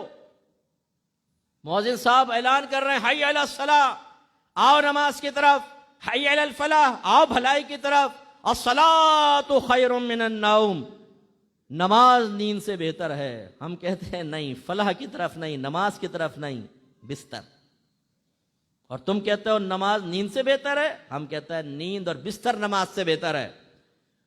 ہمارے نوجوان جو 3 بجے 4 بجے تک دوستوں کے ساتھ تاش کی گڈیاں لے کر تاش کھیل رہے ہیں، کوئی سنوکر کھیل رہا ہے، بلیئرڈ چل رہا ہے صاحب، فلمیں چل رہی ہیں، فٹ پاتھ پہ بیٹھ کے باتیں چل رہی ہیں، لیکن فجر کی نماز میں نہیں اٹھ رہے۔ اور ایک شیطان نے ہمیں اور دھوکے میں مبتلا کیا ہوا ہے، ساری رات ثنائے مصطفیٰ کرو، فجر کی نماز چھوڑ دو۔ 5-5 ہزار کا مجمع ہم نے مسجدوں میں دیکھا ہے، نعت خوانی میں 5-5 ہزار کا مجمع، لیکن جب محفل ختم ہوئی، فجر کی اذان ہوئی ہے تو نمازی اتنے ہی ہیں جتنے پہلے تھے، بلکہ بعض اوقات تو اس سے بھی کم نظر آئے۔ یہ ہمارے شیطان نے ایک چابی گھما دی ہے۔ نعت خوانی کی محفل میں بیٹھنا زیادہ سے زیادہ مستحب ہے جبکہ اخلاص ہو، نماز پڑھنا فرض، جماعت واجب۔ دماغ ہمارا پتہ نہیں کہاں چلا گیا کہ جس کو اللہ فرض قرار دے، آپ کے رسول واجب قرار دے، اس کو چھوڑ دو اور مستحب کو اختیار کرو، اور امید رکھو کہ نمازیوں سے بڑھ کر مجھے مقام و مرتبہ ملے گا، نمازیوں سے زیادہ اونچا درجہ میرا ہوگا۔ کیوں؟ میں نے نعت خوانی اٹینڈ کی ہے۔ نعت خوانی منع نہیں ہے، ثنائے مصطفیٰ سننا بہت اچھی بات ہے، لیکن یہ روش جو ہم نے اختیار کی ہے بالکل غلط ہے، یہ تباہ کر دے گی، آپ کو یاد رکھیے گا۔ اور اخلاص کی میں نے بات کی، ضمناً ایک بات یہ بھی آپ کو سمجھا دیتا ہوں۔ نعت خوانیوں میں ہم شرکت کرتے ہیں، سب سے پہلے پوسٹر میں دیکھتے ہیں کون آ رہا ہے، کوئی مشہور نعت خوان کا نام گول دائرے میں بڑا سا لکھا ہوتا ہے نا، ہم کہتے ہیں ارے فلاں آ رہا ہے، چل رہا ہے، دوسرا کہتا ہے کون ہے؟ فلاں، ہاں چلو پھر ٹھیک ہے۔ اور اگر فلاں نہ ہو، مجھ جیسے ہوں کوئی محلے کے بیچارے نعت پڑھنے والے، بولتے ہیں یار مزہ نہیں آئے گا، کوئی مشہور تو ہے ہی نہیں آئیں گے۔ اچھا آ کر بیٹھ گئے، پتہ چلا جی اچھا جو نعت خوان ہے جو ان کے نزدیک اچھا ہے وہ 1 گھنٹے لیٹ ہو گئے، گاڑی پھنسی ہوئی ہے جی مین روڈ پر، بولتے ہیں یار چل ذرا باہر گھوم کر آتے ہیں، وہ 1 گھنٹے میں آئے گا پھر آ جائیں گے۔ یعنی باقی جو ثنائے رسول کر رہے ہیں وہ آپ کو کوئی دلچسپی نہیں ہے۔ کس لیے آئے تھے؟ آدمی کے لیے آئے تھے کہ اپنے نبی کے لیے آئے تھے؟ اور یہ بھی دیکھا گیا ہے کہ اعلان ہو جاتا ہے بعض اوقات، بھائی بڑی معذرت چاہتے ہیں، فلاں جو مشہور نعت خوان تھے ان کی اچانک طبیعت خراب ہو گئی ہے، وہ یہاں نہیں آئیں گے۔ میں نے دیکھا ہے آدھی سے زیادہ محفل خالی ہو جاتی ہے۔ یہ تو ہم لوگوں کی حالت ہے کہ اگر ثنائے رسول کے لیے بھی جاتے ہیں اس میں بھی اخلاص نہیں ہے، اس میں بھی ہمیں ہماری مرضی کا کوئی نعت خوان ہو، غراریاں لگانے والا، رم جم رم جم رم جم جم جم رم جم جم جم جم جم جم جم جم جم جم جم رم جم رم جم رم جم جم نعرہ تکبیر. ابے بھائی یہ رم جم کون سی نعت ہے بھائی؟ اس میں ہم خوش ہیں. آواز کو اوپر اٹھاؤ نیچے اٹھاؤ دائیں کرو بائیں کرو, مزہ آتا ہے پوری رات میں, بڑا اچھا وقت گزر جاتا ہے. پھر جب مؤذن کہتا ہے حی علی الصلاۃ علی الفلاح, اس میں مزہ نہیں آتا. وہی نوجوان جو پوری رات نعت سننے کے لیے تیار ہے, آپ اسے کہیں آؤ میں تمہارے حبیب کی نعت تمہیں نثر میں سناتا ہوں, درس حدیث ہو رہا ہے تشریف لاؤ, وہ نہیں آئے گا. نہیں, نہ نظم میں سناؤ, نظم میں لحن کے ساتھ سناؤ, یہ ہمیں پسند آتا ہے. اس کا مطلب یہ ہوا کہ نعت خوانی میں بھی شرکت بعض اوقات نفسانی خواہشات کے تابع ہو کر ہوتی ہے, اللہ کے لیے نہیں ہوتی. سمجھیے ان چیزوں کو. تو خلاصہ کلام یہ ہے کہ ہمارے بہت سارے نوجوان جانتے ہیں کہ نماز پڑھنا فرض ہے, پڑھتے ہیں, ہم اپنے اوپر نافذ نہیں کرتے ہیں اسلام کو. ہماری کتنی بہنیں یہاں پر بیٹھی ہوں گی چھوٹی چھوٹی باتوں پہ نماز چھوڑ دیتی. آج میں تھک گئی ہوں, سارا دن کام کیا ہے, آج گھر میں مہمان آ گئے تھے, آج میں نے کپڑے دھوئے ہیں 150-300, اس لیے میں تھک گئی ہوں. عشاء غائب, فجر بھی غائب. اور اسی بہن کو اگر یہ کہا جائے, انہی نوجوانوں کو جو آج عذر کر کے نہیں آ رہے, اگر ہماری گورنمنٹ آف پاکستان یہ اعلان کر دے جو نوجوان ایک نماز پڑھے گا 5,000 روپے ملیں گے, تو سارے ہیلے بہانے جسٹ اپوزٹ ہو جائیں گے. وہ نوجوان مسجد کی طرف جا رہا ہوگا, پہلے عذر تھا یار وہ پی ایس ایل کے میچ چل رہے ہیں, بالکل لاسٹ اوور چل رہا تھا, کیسے نماز کے لیے جاتا, اور ابھی وہ میچ چھوڑ کے جا رہا ہے. بھائی کیا ہوا یار, اللہ تعالیٰ کی عبادت بھی کرنی ہے یار. 5,000 ہے نا, 5,000 نکل جائیں گے. میچ تو پھر دیکھ لیں گے, یوٹیوب پر ڈلتا, ہائی لائٹس وہاں پر ہوتی ہیں. پورے دن کا میچ صرف 15 سے 20 منٹ کے اندر ہائی لائٹس دیکھیں, 20 منٹ جو نچوڑ ہوتا ہے خلاصہ, اور یہی ہوتا ہے میچ کے اندر بس, اس سے زیادہ امپورٹنٹ اور کچھ بھی نہیں ہوتی, باقی ٹائم کا ضیاع ہے. وہ دیکھنے کے لیے تیار ہو جائے گا. وہی ہماری بہنیں, اچھا ان کو تو ہماری بہنوں کی میں نے عادت دیکھی ہے, بہنوں برا مت مانیے گا, ویسے بڑی تھکی ہوں گی نا, اور شوہر آ کر کہے گا اچھا تھکی ہوئی ہو, میں تو سوچ رہا تھا آج باہر لے کے جاؤں گا کھانا کھلاؤں گا. نہیں نہیں اتنی بھی نہیں تھکی ہوئی میں, ابھی میں تیار ہو جاتی ہوں 2 منٹ میں. وہ لو بھائی ایک دم یوں تیر کی طرح گئی, وہ تیار ہو کے میک اپ, آدھا گھنٹہ میک اپ کیا, کھڑے ہو کر تیار ہو, چلو میں تیار ہوں. ارے بھائی ابھی تو آپ نماز کے لیے تو کہہ رہی تھی میں تھکی ہوئی ہوں. تو یہ ہمارے ہیلے بہانے, ہم اپنے اوپر نافذ نہیں کرنا چاہتے. ابھی رمضان آ رہے ہیں, کتنے نوجوان ایسے جو ان ناپاک حرکتوں میں ملوث ہوں گے, ہٹے کٹے لمبے چوڑے, کسی سے لڑوا دو تو 2 مکے مار کے 2 منٹ میں زمین پہ گرا دیں. لیکن رمضان میں نفس و شیطان ایسا بوتل میں اتارتے ہیں جیسے جن اتار کے اوپر سے ڈھکن بند کر دیا جائے. نہیں رکھتے روزے, ہٹے کٹے ہیں, نہیں مجھ سے نہیں رکھا بھائی, مجھ سے بھوک برداشت نہیں ہوتی. مجھے تو بہت لوگ ملے ہیں نا ایسے, میں UK میں USA میں تھا, بیان کر رہا تھا, ایک ایسا لمبا چوڑا لڑکا اٹھا, کہنے لگا مفتی صاحب کیسے رکھو روزے, بھوک برداشت نہیں ہوتی. یار میں تو لمبے چوڑے آدمی ہے یار, کیسی باتیں کرتے ہو تمہیں تو اپنے نفس سے لڑنا چاہیے, اس پہ غالب آنا چاہیے. اب ہوتا کیا ہے, ہمارے نوجوان اصل میں گندی حرکتیں چھوڑنا نہیں چاہتے. جو گندی ویب سائٹس کے وزٹ کرنے کا عادی ہو, رمضان میں 1-2 روزے رکھ کر وہ کہتا ہے یار روزے میں تو یہ ہو نہیں سکتا. شیطان کہتا ہے چھوڑ روزے یار, حالت روزہ کے اندر وہ حرکتیں کرتے ہیں جس سے روزے بریک ہو جاتے ہیں, خراب ہو جاتے ہیں. جو نشے کے عادی ہوتے ہیں, پان سگریٹ ماوا فلاں فلاں فلاں فلاں, وہ کہتے ہیں نہیں رہا جاتا بھائی, دانتوں میں درد ہوتا ہے, داڑھوں میں درد ہوتا ہے, چھوڑ دیتے ہیں روزہ. میرے آقا صلی اللہ علیہ وسلم کا فرمان ہے جو ایک روزہ جان بوجھ کر چھوڑے گا, ایک روایت کے مطابق اگرچہ ضعیف روایت ہے, 900 سال تک اسے جہنم کی آگ میں جلایا جائے گا. چلے اس کو چھوڑ دیں, ہم صحیح حدیث آپ کو عرض کر دیتے ہیں. نبی کریم نے فرمایا اگر کوئی جان بوجھ کر ایک روزہ قضا کر دے, پھر اگر اس کی قضا میں ساری عمر بھی روزہ رکھتا رہے, اس روزے کا ثواب اور برکت نہیں پا سکتا, پھر کچھ حاصل نہیں ہوگا. تو اس لیے میرے نوجوانوں, اصل کیا ہے, چیز کو اپنے اوپر نافذ کرنا. ایسے ہی بعض لوگ علماء سے اس لیے مسئلے نہیں پوچھتے ہیں کہ پوچھیں گے تو شیطان کہتا ہے پھنس جائے گا. کاروبار اچھا چل رہا ہے, پروفٹ زبردست قسم کا آ رہا ہے, یہاں سے بھی وہاں سے بھی, بچے بھی اچھے اسکول میں پڑھ رہے ہیں, بیوی کو بھی سونے کے سیٹ دے دے کر اس کے چہرے پر پھیلی ہوئی مسکراہٹ کو دیکھ کر شوہر کا سیر و خون بڑھ رہا ہے, ماں بھی راضی ہے, ابا بھی بڑی عزت دے رہے ہیں, محلے میں بھی عزت ہے, بڑی گاڑی شاں کر کے ادھر سے ادھر جا رہی ہے.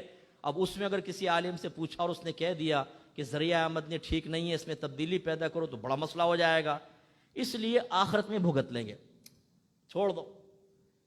آخرت میں بھگت لیں گے، ابھی کسی سے نہ پوچھو۔ آپ یقین کیجئے کہ الحمدللہ 17 سال سے میرا احکام شریعت پروگرام چل رہا ہے۔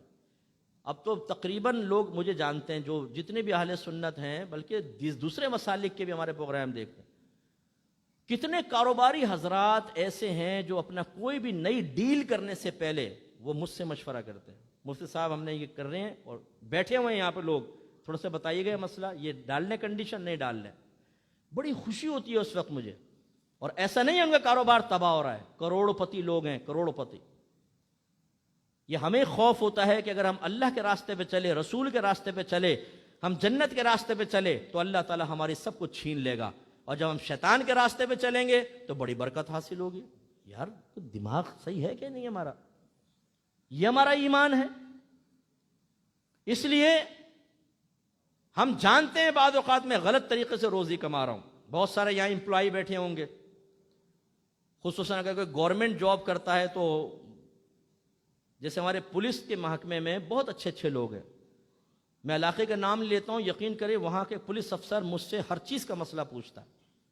مفتی صاحب آدمی پکڑے گئے، ریکوری بھی ہوئی ہے، جن جن کی چوری تھی وہ گئی لیکن مال بچ گیا، اس مال کی کیا شرعی حیثیت ہے، کہاں خرچ کر سکتے ہیں، کیا ہم رکھ سکتے ہیں یا کسی غریب کو بانٹ دیں؟ وہ مسئلے پوچھتے ہیں مجھ سے، بڑی خوشی ہوتی ہے مجھے، یار کتنے اچھے اچھے لوگ ہیں پولیس میں۔ پھر وہ کہتا ہے مفتی صاحب پولیس کے محکمے میں ہر ایک غلط نہیں ہے، لیکن پولیس کا محکمہ تھوڑا سا بدنام ہو گیا۔ ایسے ہی جو گورنمنٹ جاب کرنے والے ہیں بہت اچھے اچھے لوگ ہیں، لیکن بدنام ہو گئے کام چوری کے اندر۔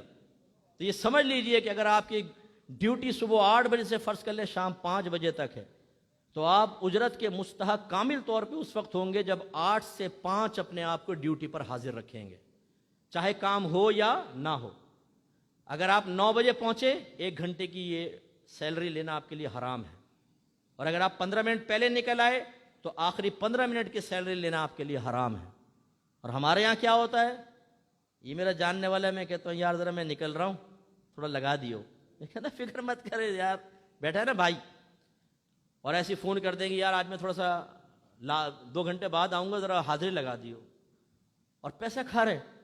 یہ حرام ہے، یہ روزی آپ کے پیٹ میں جائے گی، آپ کے بچوں کے پیٹ میں جائے گی، حرام ہوگا۔ فائلیں رکھی ہوئی ہیں لیکن ان کو فائلوں پر کام نہیں ہو رہا، میچ دیکھے جا رہے ہیں۔ اگر کام موجود ہے، آپ اس ٹائم کام نہیں کریں گے، اتنے ٹائم کی تنخواہ کے مستحق نہیں ہوں گے، وہ آپ کی نہیں ہے تنخواہ، اگر آپ لیں گے حرام۔ تو کتنے لوگوں کو یہ مسئلے معلوم ہے لیکن کیوں نہیں پوچھتے ہیں؟ یار زندگی تنگ ہو جائے گی۔ یہ ہماری بہنیں کیوں نہیں پوچھتی ہیں مسئلے؟ ان کے پاس سونے کے سیٹ پڑے ہوئے ہیں، بہت سارے پیسہ پڑا ہوا ہے، لیکن ان سے بڑی فقیرہ پاکستان میں کوئی نہیں ہے۔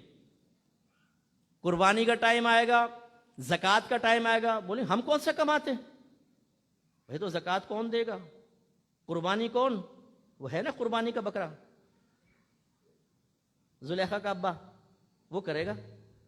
وہ ابا بیچارہ اپنی بھی تنخواہیں نکال رہا ہے، بیوی کی بھی نکال رہا ہے۔ ارے بھائی یہ زکوٰۃ اور قربانی جس کے پاس مال ہوتا ہے اس پر واجب ہوتی ہے اور اسی کو ادا کرنی چاہیے۔ مالی عبادت اللہ نے لازم اس لیے کی ہے کہ بعض اوقات اللہ تعالیٰ کسی کا مال کسی کو دے دیتا ہے، کسی کا مال کسی کو دیتا ہے بطور امانت، اور حکم دیتا ہے اب یہ امانت آپ وہاں تک پہنچائیں۔ آپ کے پاس اگر مال ہے اس میں زکوٰۃ بنتی ہے، سمجھ لیں جو زکوٰۃ بن رہی ہے نا یہ آپ کا نہیں ہے، یہ غریبوں کا تھا جو اللہ نے آپ کو بطور امانت دیا۔ میرے آقا صلی اللہ علیہ وسلم نے حضرت معاذ بن جبل رضی اللہ تعالیٰ عنہ کو یمن کا حاکم بنا کر بھیجا تو ارشاد فرمایا، اے معاذ وہاں کے امیروں سے زکوٰۃ لینا اور ان کے غریبوں میں تقسیم کر دینا۔ ایسے ہی دوسرا اس میں بڑا مقصد یہ ہوتا ہے کہ ایک تو غریب کا حق نکلے، دوسرا مال کی محبت دل سے دور ہو۔ امتحان اللہ سے بھی محبت ہے، مال سے بھی محبت ہے، امتحان یہ ہے کہ اللہ کی محبت میں مال خرچ کیا جاتا ہے یا خرچ مال یا مال کی محبت میں اللہ تبارک و تعالیٰ کے حکم کو ٹالا جاتا ہے۔ امتحان ہے، اور ہماری اکثر بہنیں اس میں ناکام ہوتی ہیں اور شوہر اس میں معاون بنتے ہیں۔ بھائی تمہیں کیا ضرورت ہے قربانی کے پیسے دینے کے، میں ہوں نا۔ کیوں کہتے ہیں آپ بیوی سے کہیں ہاں اپنا پیسہ دو، تمہارے پیسے کا بکرا آئے گا، تم آپ گائے میں حصہ ملاؤ، تمہارا پیسہ خرچ ہوگا، تاکہ تمہارا امتحان ہو کہ تمہارے دل میں اللہ کی محبت کتنی ہے۔ ہم خود بعض اوقات اپنی محبت کے اظہار میں دشمنی کر رہے ہوتے ہیں، بیوی کا پیسہ لے کر خرچ کریں۔ تیسری چیز بخل، کنجوسی۔ جس مقام پہ شریعت نے خرچ کرنے کا حکم دیا جو اپنی ضرورت ہے اس میں بھی آدمی مال خرچ نہ کرے، اسے کہتے ہیں بخیل۔ اور میرے آقا نے فرمایا بخیل جنت میں نہیں جائے گا، بہت سخت وعید ہے۔ اور ہم اپنی بیویوں کو بخیل بنا رہے ہوتے ہیں۔ اب دیکھیں نا، ہمارے پروگرام کی برکت اگر ظاہر ہوتی ہے تو ایسا شاید کوئی ایسا شوہر بیچارہ یہاں بیٹھا ہو، اس کو میں کہوں گا بھائی اپنے عقل کے ناخن لے۔ ایک بچی کہتی ہے مفتی صاحب میں زکوٰۃ نکالنا چاہتی ہوں، میرے پاس سونا ہے، میں قربانی کرنا چاہتی ہوں، نہ میرا شوہر خود کرتا ہے نہ مجھے کرنے دیتا ہے، کہتا ہے بس ٹھیک ہے رہنے دو، کچھ نہیں کرو۔ اب اندازہ کریں، ایک بچی اگر کر رہی ہے تو کرنے دیں۔ اسی طریقے سے میں آپ سب سے گزارش کرتا ہوں، اس دفعہ جب قربانی آئے، قربانی کی شرائط معلوم کریں، پھر دیکھیں اگر آپ کی زوجہ میں، آپ کی والدہ میں قربانی کی شرائط پائی جائیں، ان سے کہیں اس دفعہ آپ کو خود قربانی کرنی ہوگی، پیسہ نکالو، خود زکوٰۃ دینی ہوگی، پیسہ نکالو۔ اگر وہ کہے کہ ہم کہاں سے نکالیں، ہمارے پاس تو نہیں ہے، تو کہو زیور بیچو۔ ہماری بعض بہنیں کہتی ہیں ہم سیٹ خراب کر دیں، میں کہتا ہوں خدا کی قسم اس سے سیٹ بنے گا، خراب نہیں ہوگا۔ جو اللہ کو دیا جائے اس سے سیٹ خراب ہوتا ہے؟ خرچ کریں آپ، یہ سیٹ بروز قیامت آپ کے نبی نے ارشاد فرمایا جو سونے اور چاندی کی زکوٰۃ نہیں نکالے گا، میدان محشر میں اس سونا اور چاندی کو آگ میں تپایا جائے گا، اور جس نے زکوٰۃ نہیں نکالی ہوگی پھر اس گرم سونا اور چاندی سے اس کے پہلوؤں کو داغا جائے گا، لگایا جائے گا۔ کتنے چیخیں چلائیں گے۔ یہ خواتین کے ساتھ ہوگا۔ میرے آقا صلی اللہ علیہ وسلم نے، بخاری کی روایت ہے، ایک دفعہ عورتوں سے فرمایا عید کی نماز میں حاضر ہوں۔ عورتوں نے عرض کی، بعضوں نے یا رسول اللہ ہم مخصوص ایام میں ہیں۔ سرکار نے ارشاد فرمایا کہ آپ آئیں، نماز نہ پڑھیں، بیان سنیں، دعا میں شریک ہوں۔ کسی نے کہا میرے پاس چادر نہیں ہے، سرکار نے فرمایا اپنی سہیلی سے چادر لیں اور پہنچیں۔ عورتیں پہنچی، سرکار نے پہلے نماز پڑھائی، پھر گمان فرمایا، ایک صحابی کہتے ہیں سرکار نے گمان فرمایا کہ میری آواز عورتوں تک نہیں آئی تو عورتوں کے پاس آئے۔ بلال رضی اللہ تعالیٰ عنہ بھی ساتھ تھے۔ سرکار نے عورتوں کو صدقے کی ترغیب دی کہ صدقہ دو، جنت حاصل کرو۔ روایت میں ہے کہ حضرت بلال نے اپنی قمیص کا دامن اوپر کیا، عورتوں نے اپنے کان کی بالیاں، اپنے زیور اتار اتار کر سرکار کو دے دی۔ یہ صدقے کی ترغیب دی سرکار نے، نفلی صدقے کے لیے۔ میرے آقا مانگ رہے ہیں، میرے آقا کی برکت سے سب کچھ ملا ہے، انہی کے نام پر، انہی کے کہنے پر اللہ کی رضا کے لیے دیں گے تو اللہ تعالیٰ محروم کوئی کرے گا، جنت حاصل ہوگی۔ اور ہماری بہنیں سونے کو سمیٹ کر بیٹھی ہوئی ہیں۔ آج جو بہنیں ہیں یہ گھر جا کے اپنا احتساب کریں، کتنے سالوں سے آپ نے حساب کتاب نہیں کیا۔ یہ اسی لیے مسئلہ نہیں پوچھتی کہ اگر میں سونے کی مقدار بتاؤں گی تو ایسا نہ ہو زکوٰۃ واجب ہو جائے، قربانی واجب ہو جائے۔ اچھا ہے شوہر کر رہا ہے، کرنے دو، تو یہ سونا آپ کے پاس رہے گا تو نہیں؟ کیا کریں گی پھر آپ؟ مرنے سے پہلے کہیں گی یہ میری بیٹی کو دے دینا، یہ بڑی بیٹی کو، یہ بیٹا کما رہا ہے اس کی بہو کو دے دینا، اور اماں گئی۔ اب آخرت میں ان کے ساتھ ہو گیا حساب کتاب شروع، بچے اپنے اس سونے پہ عیش کر رہے ہیں اور آپ عذاب قبر بھگت رہی ہیں۔ میدان محشر کی ذلت آپ کی طرف متوجہ ہوگی، اس لیے بخل نکالیں اور اس چیز کو اپنے پر نافذ کریں۔ اسی طریقے سے گناہ، صغیرہ کبیرہ ظاہری بات نہیں، پہلی بات تو معرفت نہیں۔ اگر معرفت ہے تو ہم ان سے بچنا نہیں چاہتے ہیں۔ گالی دینے والا گالی سے بچنا چاہتا ہے؟ ماں بہن کی گندی گندی گالیاں، غلیظ گالیاں نکالتے ہیں، حالانکہ میرے آقا صلی اللہ علیہ وسلم ما کان رسول اللہ صلی اللہ علیہ وسلم فاحشا ولا متفحشا، نہ سرکار تکلفاً گالی دیتے تھے، نہ اللہ نے آپ کی جبلت میں گالی رکھی تھی۔ فحش بکنا تو تھا ہی نہیں، پاکیزہ کلام جب نکلتا پاکیزہ کلام نکلتا۔ ایک صحابی تھے، سرکار کی حدیثیں لکھتے تھے، انہیں کسی نے کہا کہ بھائی سرکار کبھی نارمل حالت میں ہوتے ہیں، کبھی جلال میں ہوتے ہیں، تم ہر بات لکھ لیتے ہو۔ انہوں نے لکھنا چھوڑ دیا، سرکار نے نوٹ کیا، فرمایا پہلے آپ لکھتے تھے اب نہیں لکھتے۔ انہوں نے عذر پیش کیا، سرکار نے فرمایا لکھ لیا کرو، اس لیے کہ حالت جلال میں بھی سوائے حق کے میری زبان سے اور کچھ نہیں نکلتا ہے۔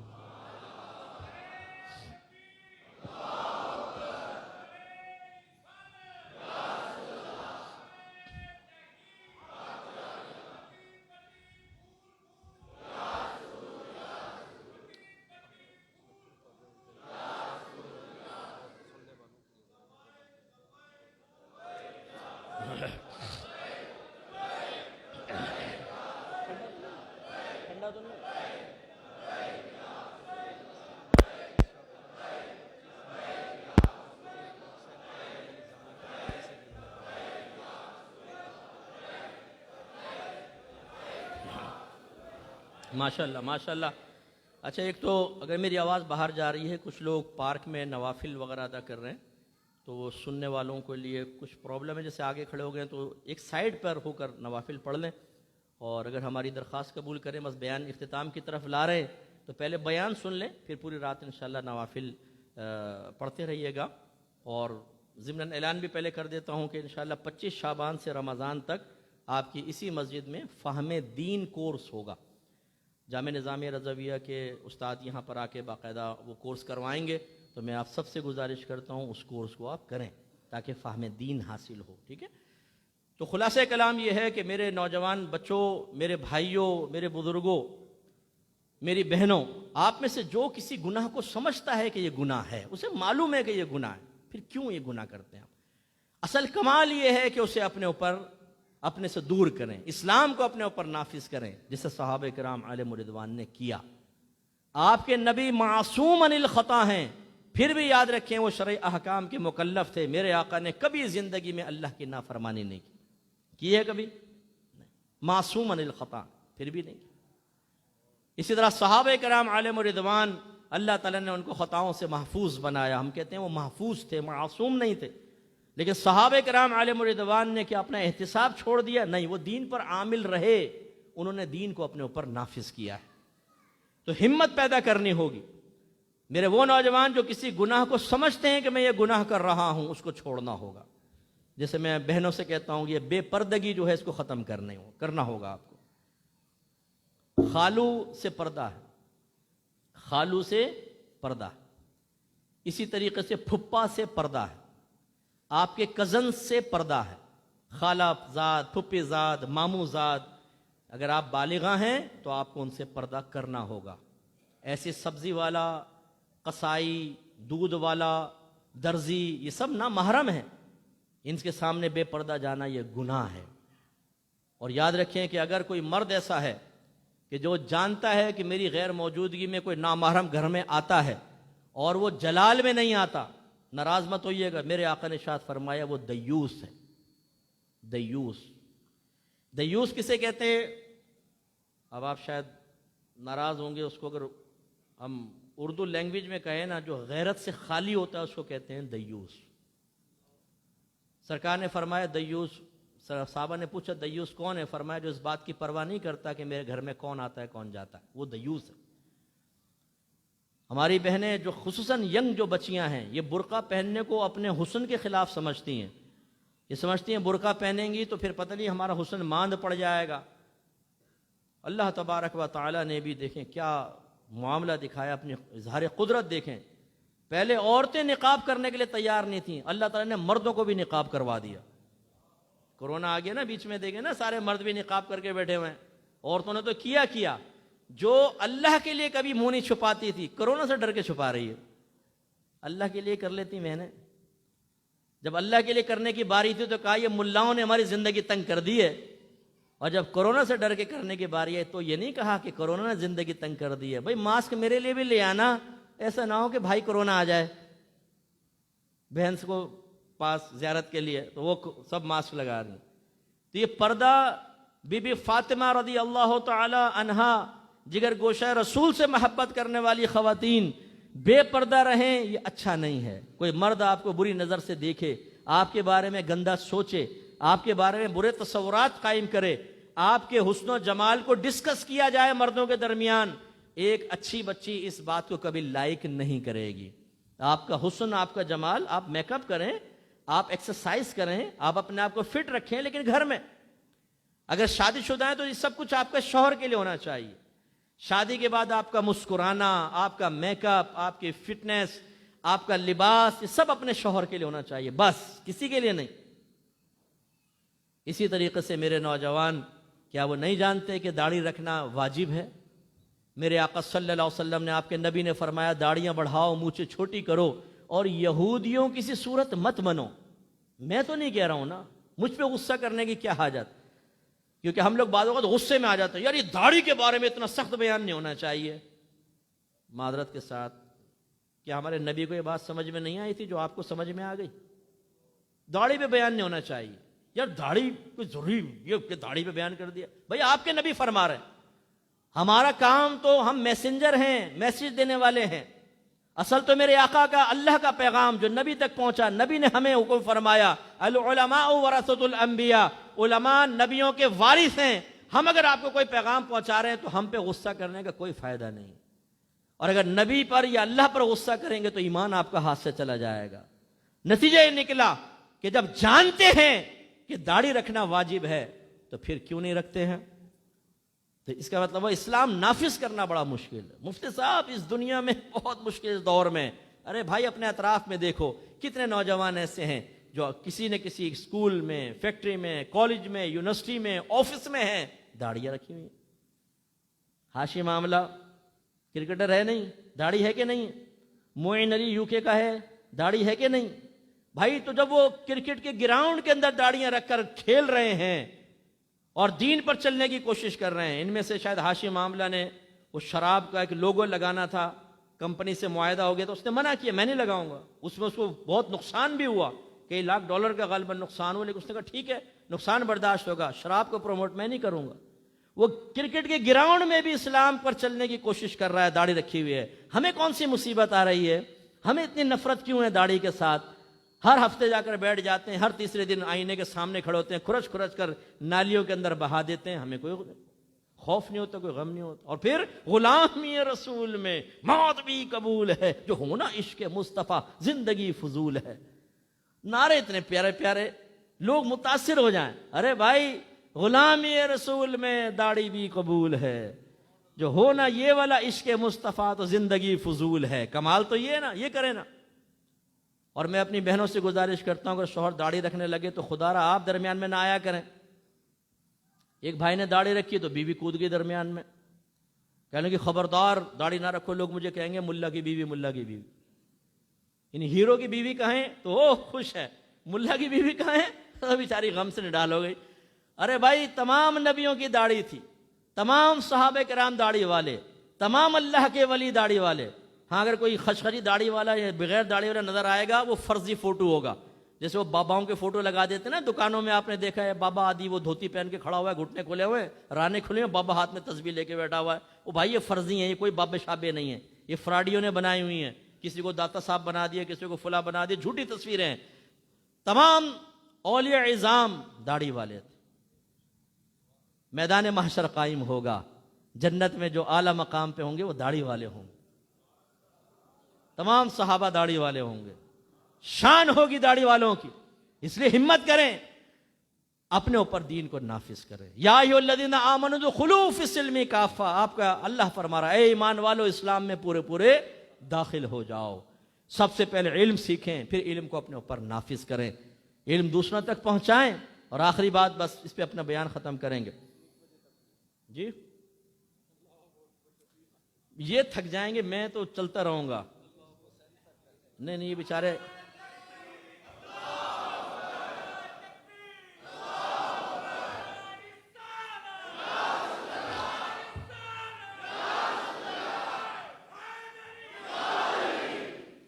دیکھیں بھائی، بیان تو میں کر دیتا ہوں، باہر نکل کے مت کہے گا یار مولوی کے پاس بڑا فالتو ٹائم تھا. معذاللہ تو فالتو کہو گے تو وہ گناہ گار ہوگے، اور یہ کہو گے بہت ٹائم تھا پھر بھی صحیح نہیں ہوگا. اگر آپ حوصلے کے ساتھ بیٹھتے ہیں تو چند باتیں آپ کی گزارش اور کر دیتے ہیں. چلیں، میرے آقا صلی اللہ علیہ وسلم نے صحابہ کرام کو فرمایا ہے اس کو آگے پہنچاؤ. میں سرپرستوں کو خاص طور پر مخاطب کر کے کہوں گا خدارا اپنے بچوں پر رحم کریں. میں آپ سے ایک سوال کرتا ہوں، ذرا مجھ کا جواب دیجیے گا. خاص طور پہ جو بچوں والے بیٹھے ہوئے نا، بچوں والے، آپ کسی کے گھر مہمان بن کے، بلکہ شادی میں جا رہے ہیں فرض کر لیں، اور آپ کا ایک بچہ جو ہے بڑے گندے کپڑے پہنا ہوا ہے، ناک نکل رہی ہے، سارے یہاں کالا ہو رہا ہے مٹی میں کھیل کھیل کر، کپڑے میلے ہو رہے ہیں، کیا آپ اس کو ایسے ہی لے جانا پسند کریں گے؟ بولیں، بولیے. اور اگر لے گئے تو جو میزبان ہوگا اور جو شرکا ہوں گے وہ کیا فیل کریں گے؟ بیڈ فیل کریں گے نا. وہ بچہ گندے ہاتھ جا کے کسی بھی عورت کا دامن پکڑ لے، اس کا وہ کہے ارے خبردار اتنا گندا غلیظ. اور وہ آپ کے بارے میں کیا سوچیں گے ذرا یہ بتائیے، بولیے. خصوصاً ماں کے بارے میں کیا کہیں گے عورتیں؟ بے بڑی گندی عورت، بے سلیقہ ہے. کچھ بھی نہیں آتا. بالکل ایسا ہی ہونا چاہیے. اب میں آپ کو ایک سوچ اور فکر دیتا ہوں. یہ ہے دنیا کا معاملہ. یہاں بچے کو گندا کر کے لے جائیں، آپ بے سلیقہ کہلائیں گے، لوگ آپ پر طنز کریں گے، آپ کو برا کہنا جائز سمجھیں گے، لوگ آپ کے بچے سے دور بھاگیں گے. اسی طرح اگر ہماری اولاد گناہوں کی آلودگی سمیت میدان محشر میں اللہ کی بارگاہ میں پہنچے تو کیا آپ کو تمغے ملیں گے؟ کیا آپ کو برا بھلا نہیں کہا جائے گا؟ کیا آپ کا احتساب نہیں ہوگا؟ کیا وہاں پر جو مومنین ہوں گے آپ کے بچوں سے دور نہیں بھاگیں گے کہ یہ تو معذب ہے، مجرم ہے؟ مجرموں کی صف میں آپ کی اولاد کھڑی ہو، کیا یہ اچھی بات ہے؟ آپ کے نبی نے واضح فرمایا کلکم راعین وکلکم مسئول عن رعیتہ، تم میں سے ہر شخص نگہبان ہے، تم میں سے ہر شخص سے اس کی رعایا کے بارے میں سوال ہوگا. آپ سے کویسچن کیا جائے گا سرپرستوں، خاص طور پہ پہلے مرد. آپ سے آپ کی بیوی کے بارے میں سوال کیا جائے گا، آپ کے بچوں کے بارے میں سوال کیا جائے گا. انہیں کتنا علم سکھایا تھا؟ جب وہ کوئی برائی کر رہے تھے تمہیں غصہ آیا تھا کہ نہیں آیا تھا؟ اس برائی کو ختم کرنے کے لیے تم نے کون سی حکمت والا کام کیا؟ کس طریقے سے برائی کو ختم کیا تھا؟ انہیں نیکی کا حکم کیا تھا کہ نہیں کیا تھا؟ اگر آپ کہیں گے کہ نہیں تو اس میں سزا ملے گی. ایسی خواتین کو یاد رکھیں کہ اپنے بچوں کی دینی تربیت کرنا ان کی بھاری ذمہ داری ہے، جن میں ہم نے آپ کو سمجھایا. سب سے پہلے عقیدہ، اہل سنت کے عقائد اسلام بمع دلائل سکھائیں. ورنہ ہمارے پاس ایسے بھی کیسز آئے ہیں کہ بیوی کلمہ کفر کہہ کے مرتدہ ہو گئی، اسلام سے باہر، جاہل شوہر کو پتہ ہی نہیں، کئی سالوں بعد پتہ چلا کہ نکاح تو بہت پہلے بریک ہو چکا تھا، بیوی کی زبان سے کلمہ کفر نکلا تھا اور حرام زندگی ساتھ گزار رہے تھے.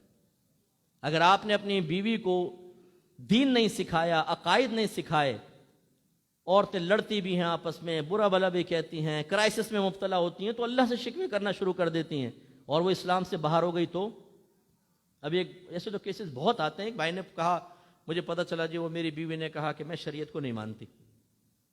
شریعت کو نہ ماننے کا مطلب قرآن و حدیث کا انکار. شریعت کیا ہے؟ تھیوری جو اللہ تعالیٰ نے پیش فرمائی قرآن کی شکل میں، جو نبی کریم صلی اللہ علیہ وسلم نے پیش فرمائی حدیث کی شکل میں. قرآن وحی جلی ہے اور حدیث وحی خفی ہے، یعنی دونوں اللہ کے کلام ہوتے ہیں، قرآن بھی حدیث بھی. فرق یہ ہوتا ہے کہ قرآن میں مفہوم بھی اللہ کا اور الفاظ کا انتخاب بھی اللہ کی طرف سے ہوتا ہے، نبی پابند ہوتا ہے اس کو بیان کرنے کا. لیکن حدیث میں مفہوم اللہ کی طرف سے ہوتا ہے، الفاظ کے انتخاب میں نبی کو اجازت ہوتی ہے، وہ کوئی بھی الفاظ میں بیان کر لے. لیکن ہیں دونوں وحی، قرآن اور حدیث. تو خلاصہ کلام یہ ہے کہ ہماری بہنوں کو چاہیے کہ وہ عقیدے سیکھیں، شوہر کی ذمہ داری ہے. اب بعض اوقات کلمہ کفر نکل جاتا ہے اور غائب. اللہ تو ہمیں بھول گیا، اے اللہ تو سب کی سنتا ہے، ہماری نہیں سنتا. یہ تیرا کیسا انصاف ہے؟ دائرہ اسلام سے باہر جس نے اپنی بیوی کو نہ سکھایا ہو بیچاری، اور وہ بولنے کی عادی ہو، زبان کی تیز ہو، اس کا تو ایمان بڑا شدید خطرے میں ہے. اور ایسے ہی مرد حضرات بھی ہیں، چھوٹی چھوٹی بات پر ایک دم قرآن حدیث کو برا کہنا. ایک بہن نے مجھے بتایا کہ جی وہ میں نے شوہر کو سمجھانے کی کوشش کی، وہ مفتیان کرام کو گالیاں بکنا شروع ہو گیا. ایک عورت کہنے لگی میں نے سمجھایا تو اللہ کو گالیاں بکنے لگا. یہ باہر کا تھا ایک صاحب، اللہ کو گالیاں بکنا شروع کر دے. بھائی فریڈم آف اسپیچ اگر آپ کو حاصل ہے تو وہ ان چیزوں میں تو نہیں ہے کہ آپ اپنی گفتگو کی آزادی کو اللہ اس کے رسول کی طرف پھیر دیں. تو اتنے لوگ خطرے میں ہیں لیکن کوئی پرواہ نہیں ہے.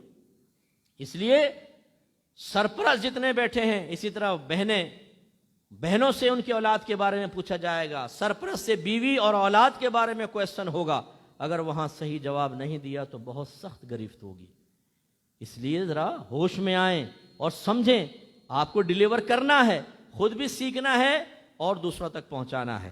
دوسرے کی بھاری ذمہ داری ہوتی ہے، میں عوامی اعتبار سے عرض کر رہا ہوں، دوست کو سمجھانا. میرے آقا صلی اللہ علیہ وسلم آپ کو یہ سمجھا رہے ہیں، فرمایا تمہارا کھانا صرف پرہیزگار کھائے اور تم صرف مومن کو اپنا دوست بناؤ. تو پرہیزگار کو کھانا کھلائیں. حکمت اس میں یہ ہے کہ نیک آدمی کو کھانا کھلائیں گے، جو توانائی آئے گی اس کو اللہ کی رضا کی خاطر خرچ کرے گا. آپ فاسق، فاجر، بے نمازی، گالی بکنے والے، لڑکیوں کے پیچھے بھاگنے والے، نشے کرنے والے اور گندے کام کرنے والے کو کھلائیں گے، جو توانائی اور طاقت آئے گی اللہ کی نافرمانی میں خرچ کرے گا. اس لیے سرکار نے ایسا فرمایا. دوسرا فرمایا مومن کو دوست بناؤ. یہاں مومن سے مراد متقی مومن ہے, نیک مومن کو دوست بناؤ. کیونکہ سیدہ عائشہ صدیقہ رضی اللہ تعالیٰ عنہ کہتی ہیں کہ سرکار مومنین میں سے متقین کو محبوب رکھتے تھے. تو متقی کو, پرہیزگار کو دوست بناؤ. فائدہ کیا ہوگا؟ جب ہم ایسے کو دوست بناتے ہیں, ہم کوئی غلطی کر رہے ہیں وہ سمجھائے گا, وہ ہمیں نماز کی تلقین کرے گا, وہ روزے کی تلقین کرے گا. ہم کوئی گناہ کرنے لگیں گے تو وہ ہمیں روکے گا, نہیں باز آئیں گے وہ ہمیں چھوڑ کے چلا جائے گا, تو ہمیں احساس ہوگا یار ہم نے غلط کیا ہے. لیکن ہم اس پر عامل نہیں ہوتے ہیں. ہمارے دوست وہ ہوتے ہیں جن کے بارے میں مجھے یقین ہے کہ اگر میں نے اس کے ساتھ گناہ میں تعاون نہیں کیا تو یہ مجھے چھوڑ کر چلا جائے گا. لہذا لڑکیاں چھیڑنے میں, لڑکیوں کو جال میں پھنسانے میں, لڑکیوں کو بلیک میل کرنے میں, حرام کمانے میں, مختلف قسم کے نشوں میں, مختلف قسم کی غلط جگہوں پر جانے میں ہم ایک دوسرے سے تعاون کرتے ہیں اور اس کو دوستی کی, مضبوط دوستی کی دلیل سمجھتے ہیں. دیکھ بھائی میں نے ہر موقع پہ تیرا ساتھ دیا ہے نا. دوسرا کہتا ہے نہیں بالکل ساتھ دیا. دیکھ تو نے وہ فلاں کام کیا, اس میں ساتھ دیا. مانتا ہے نہیں مانتا اپنے بھائی کو پکا دوست, کہتے یار تو جگری یار ہے یار. تو بس اس کی زبان سے جگری یار کا ایک لقب ملا, ایک گویا کہ بہت بڑا انعام ملا, وہ چوڑے ہو گئے. اور بتا کیا کرنا ہے, کتنی اللہ کی نافرمانی کرنی ہے, کتنا رسول کے خلاف چلنا ہے, کتنا اللہ کے دین کا مذاق اڑانا ہے, بتا تیرے ساتھ میں تعاون کے لیے تیار ہوں. انعام ملے گا ہمیں آخرت میں, سخت سزا ملے گی. اس لیے اچھے دوست بنائیں, نیک دوست بنائیے. اور میں اکثر یہ کہتا ہوں کم از کم اپنے موبائل میں 1-2 نمبر نیک لوگوں کے بھی ڈال لیں, خصوصاً کوئی عالم اور مفتی صاحب کا بھی ڈال لیں. کوئی مسئلہ پوچھنا ہو کم از کم پوچھ تو لیں گے آپ. ہمیں بعض اوقات جب کوئی مسئلہ درپیش ہوتا ہے, ایک تو ہمارے یہیں دماغ میں مفتی صاحب بیٹھے ہوئے ہیں, ریڈی میڈ مفتی, یہ خود ہی خود پیدا ہو گیا تھا ہمارے ساتھ. حالانکہ نبی کریم نے تو یہ ارشاد فرمایا کہ جب کوئی بچہ پیدا ہوتا ہے اللہ تعالیٰ اس کے ساتھ ایک فرشتہ اور ایک شیطان پیدا کرتا ہے. فرشتہ ساری زندگی نیکی کی دعوت دیتا ہے اور شیطان برائی کی دعوت دیتا ہے. صحابہ نے پوچھا رسول اللہ کیا آپ کے ساتھ بھی یعنی وہ شیطان پیدا ہوا؟ سرکار نے فرمایا میرے ساتھ بھی ایسا تھا, لیکن میری صحبت میں رہ کر وہ مسلمان ہو گیا ہے اور اب وہ صرف مجھے اچھا ہی مشورہ دیتا ہے. تو یہ تو سرکار نے فرمایا. یہ نہیں فرمایا کہ تیسرا تمہارے ساتھ ایک مفتی بھی پیدا ہوتا ہے جو تمہارے اندر ہوتا ہے, خود بخود اس سے فتوے لے لو. ہم پوچھتے ہی نہیں ہیں کسی سے. ہمارے بہت سارے بچے ایسے بیٹھے ہوں گے جن کو فتوے کا مطلب نہیں پتا ہوگا, مفتی کا مطلب نہیں پتا ہوگا. آپ ان سے علماء کے نام پوچھیں, انہیں یہ نہیں پتا ہوگا اس وقت کون سا عالم مسائل بتانے کی صلاحیت رکھتا ہے. کتنے خطرے میں ہے وہ نوجوان, آپ بتائیں, جس کو یہ معرفت ہی نہیں ہے. اچھا دارالعلوم کا نام لے, بولتے دارالعلوم یہ کیا ہوتا ہے؟ بیٹا دارالفتہ میں چلے, بولتے دارالفتہ کیا ہوتا ہے؟ یعنی اتنے اجنبی ورڈز ہیں یہ بعض نوجوانوں کے لیے کہ وہ کہتے ہیں تو بڑے عجیب و غریب آپ باتیں کر رہے ہیں. یہ ہے اجنبیت. ایسا نوجوان جو اتنا دور ہے دین سے, بتائیے بیچارہ آخرت کیسے بہتر بنائے گا؟ تو خدا را ذرا نیک لوگوں کے قریب آئے. کچھ مفتیان کرام کے نمبر آپ کے پاس اور ہماری بہنوں کے پاس بھی ہونے چاہیے. جب بھی آپ کوئی ڈاؤٹ فل چیز محسوس کریں تو فوراً ان سے رابطہ کریں. جیسے اب طلاق کے مسائل ہیں, بعض اوقات لڑائی ہوتی ہے, لڑائی میں نہ شوہر توجہ رکھتا ہے نہ بیوی رکھتی ہے, وہ بھی دبا کے بول رہی ہوتی ہے, جواب میں شوہر بھی بول رہا ہوتا ہے, اور بسا اوقات ایسے الفاظ زبان سے نکل جاتے ہیں کہ طلاق ہو جاتی ہے. کیونکہ ہماری بہنیں سوچتی ہیں کہ میں دھمکی دیتی ہوں, ذرا وار کرتی ہوں, طلاق کا مطالبہ کرتی ہوں تو ڈر جائے گا, نہیں دے گا. کیونکہ جب لڑ رہے ہوتے ہیں نا دونوں, تو شیطان دونوں کو ترکیبیں بتا رہا ہوتا ہے. تیزی سے آپ دیکھیں, جب آپ کی فائٹ ہوگی نا کسی سے, تیزی سے آپ کے ذہن میں فیڈنگ ہو رہی ہوگی. آپ سمجھتے ہیں کہ بھئی جب میں لڑتا ہوں نا دماغ بڑا تیز کام کرتا ہے. وہ بھائی آپ کا دماغ تیز کام نہیں کرتا. شیطان اپنے 10 چیلوں کے ساتھ آپ کے ذہن میں فیڈنگ کر رہا ہوتا ہے. جب شوہر بیوی کی لڑائی ہوتی ہے نا تو فیڈنگ, پرانی بات یاد دلائے گا. دیکھیں پرانی بات ہے, تو نے یہ نہیں کہا تھا, تو نے یہ نہیں کہا تھا, تو نے میری ماں کو یہ کہا تھا, وہ کہ تو میرے باپ کو یہ کہا تھا. یہ کہاں سے یاد آ رہی ہیں آپ کو؟ پہلے تو ذہن میں نہیں تھی. شیطان. پھر جب وہ دیکھتے ہیں ایک دوسرے پہ ہم غالب نہیں آ پا رہے تو کیا کریں؟ تو شیطان پھر زوجہ کے کان میں کہتا ہے مطالبہ طلاق کر. یہ کون سا تجھے طلاق دے گا؟ تو اس کو خاموش ہونا پڑے گا. جب خاموش ہوگا تجھے فتح کا احساس ہوگا. تو ہماری بعض بہنیں کہتی ہیں اچھا اگر میں اتنی بری ہوں چھوڑ دو مجھے, طلاق دے دو مجھے. اب وہ شوہر ایک دم گھبرا جاتا ہے طلاق. اب وہ گھبراہٹ دیکھتی نا تو اس کو احساس فتح ہوتا ہے, بوئے فتح حاصل ہوتی ہے کہ میں نے ایسا مارا پوائنٹ کہ یہ لرز گیا ہے. اچھا یہ پتہ نہیں کہ ایک بھائی یہاں کھڑا ہے تو دوسرا اس کے ساتھ بھی کھڑا ہوا ہے. شیطان کان میں اس کے کہتا ہے شوہر کے, ابے تو دب گیا بدھو, بول کچھ. وہ کہتا تجھے طلاق چاہیے؟ بولتی ہاں چاہیے، جا تجھے طلاق دی۔ ایک دم بیوی لڑس پی ہوئی، یہ تو خلاف توقع ہو گیا۔ پھر شیطان کہتا ہے رک نہیں، دیکھ گھبرا گئی نا، ایک اور بول، جا اور طلاق دی۔ اور ڈر جاتی ہے عورت، ایک دم بعض اوقات تو گر جاتی ہے زمین پہ۔ بعض بہنیں کہتی ہیں مجھے شوہر نے طلاق دی، میں بے ہوش ہو کے زمین پہ گر گئی۔ وہ بے ہوشی میں جاتے جاتے بولتا تیسری بھی لے جاؤ، تیسری طلاق دی، کام ختم۔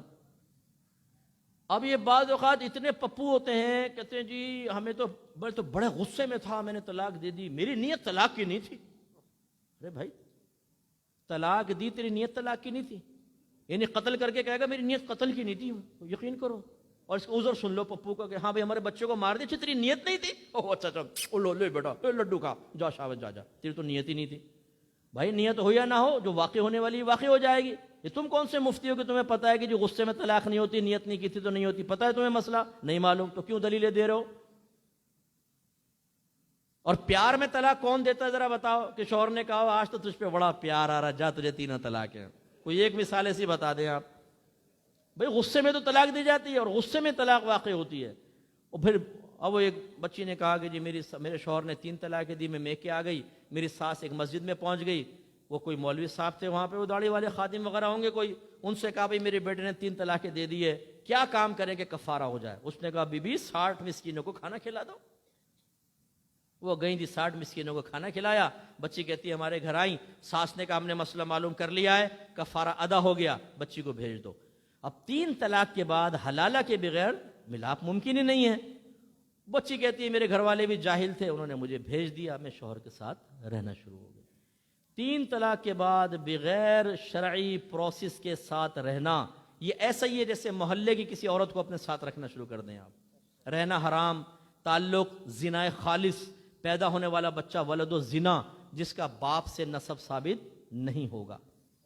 اب یہ خرابیاں کیوں پیدا ہوتی ہیں؟ علم نہیں سیکھا ہوا۔ تو علم سیکھنا چاہیے۔ تو یوں ہوتا ہے بسا اوقات کہ پھر غصے میں کلمات کفر نکلتے ہیں یا طلاق کے معاملات ہوتے ہیں اور پھر ہمیشہ کے لیے سیپریشن ہو جاتی ہے اور انسان کو پچھتانا پڑتا ہے۔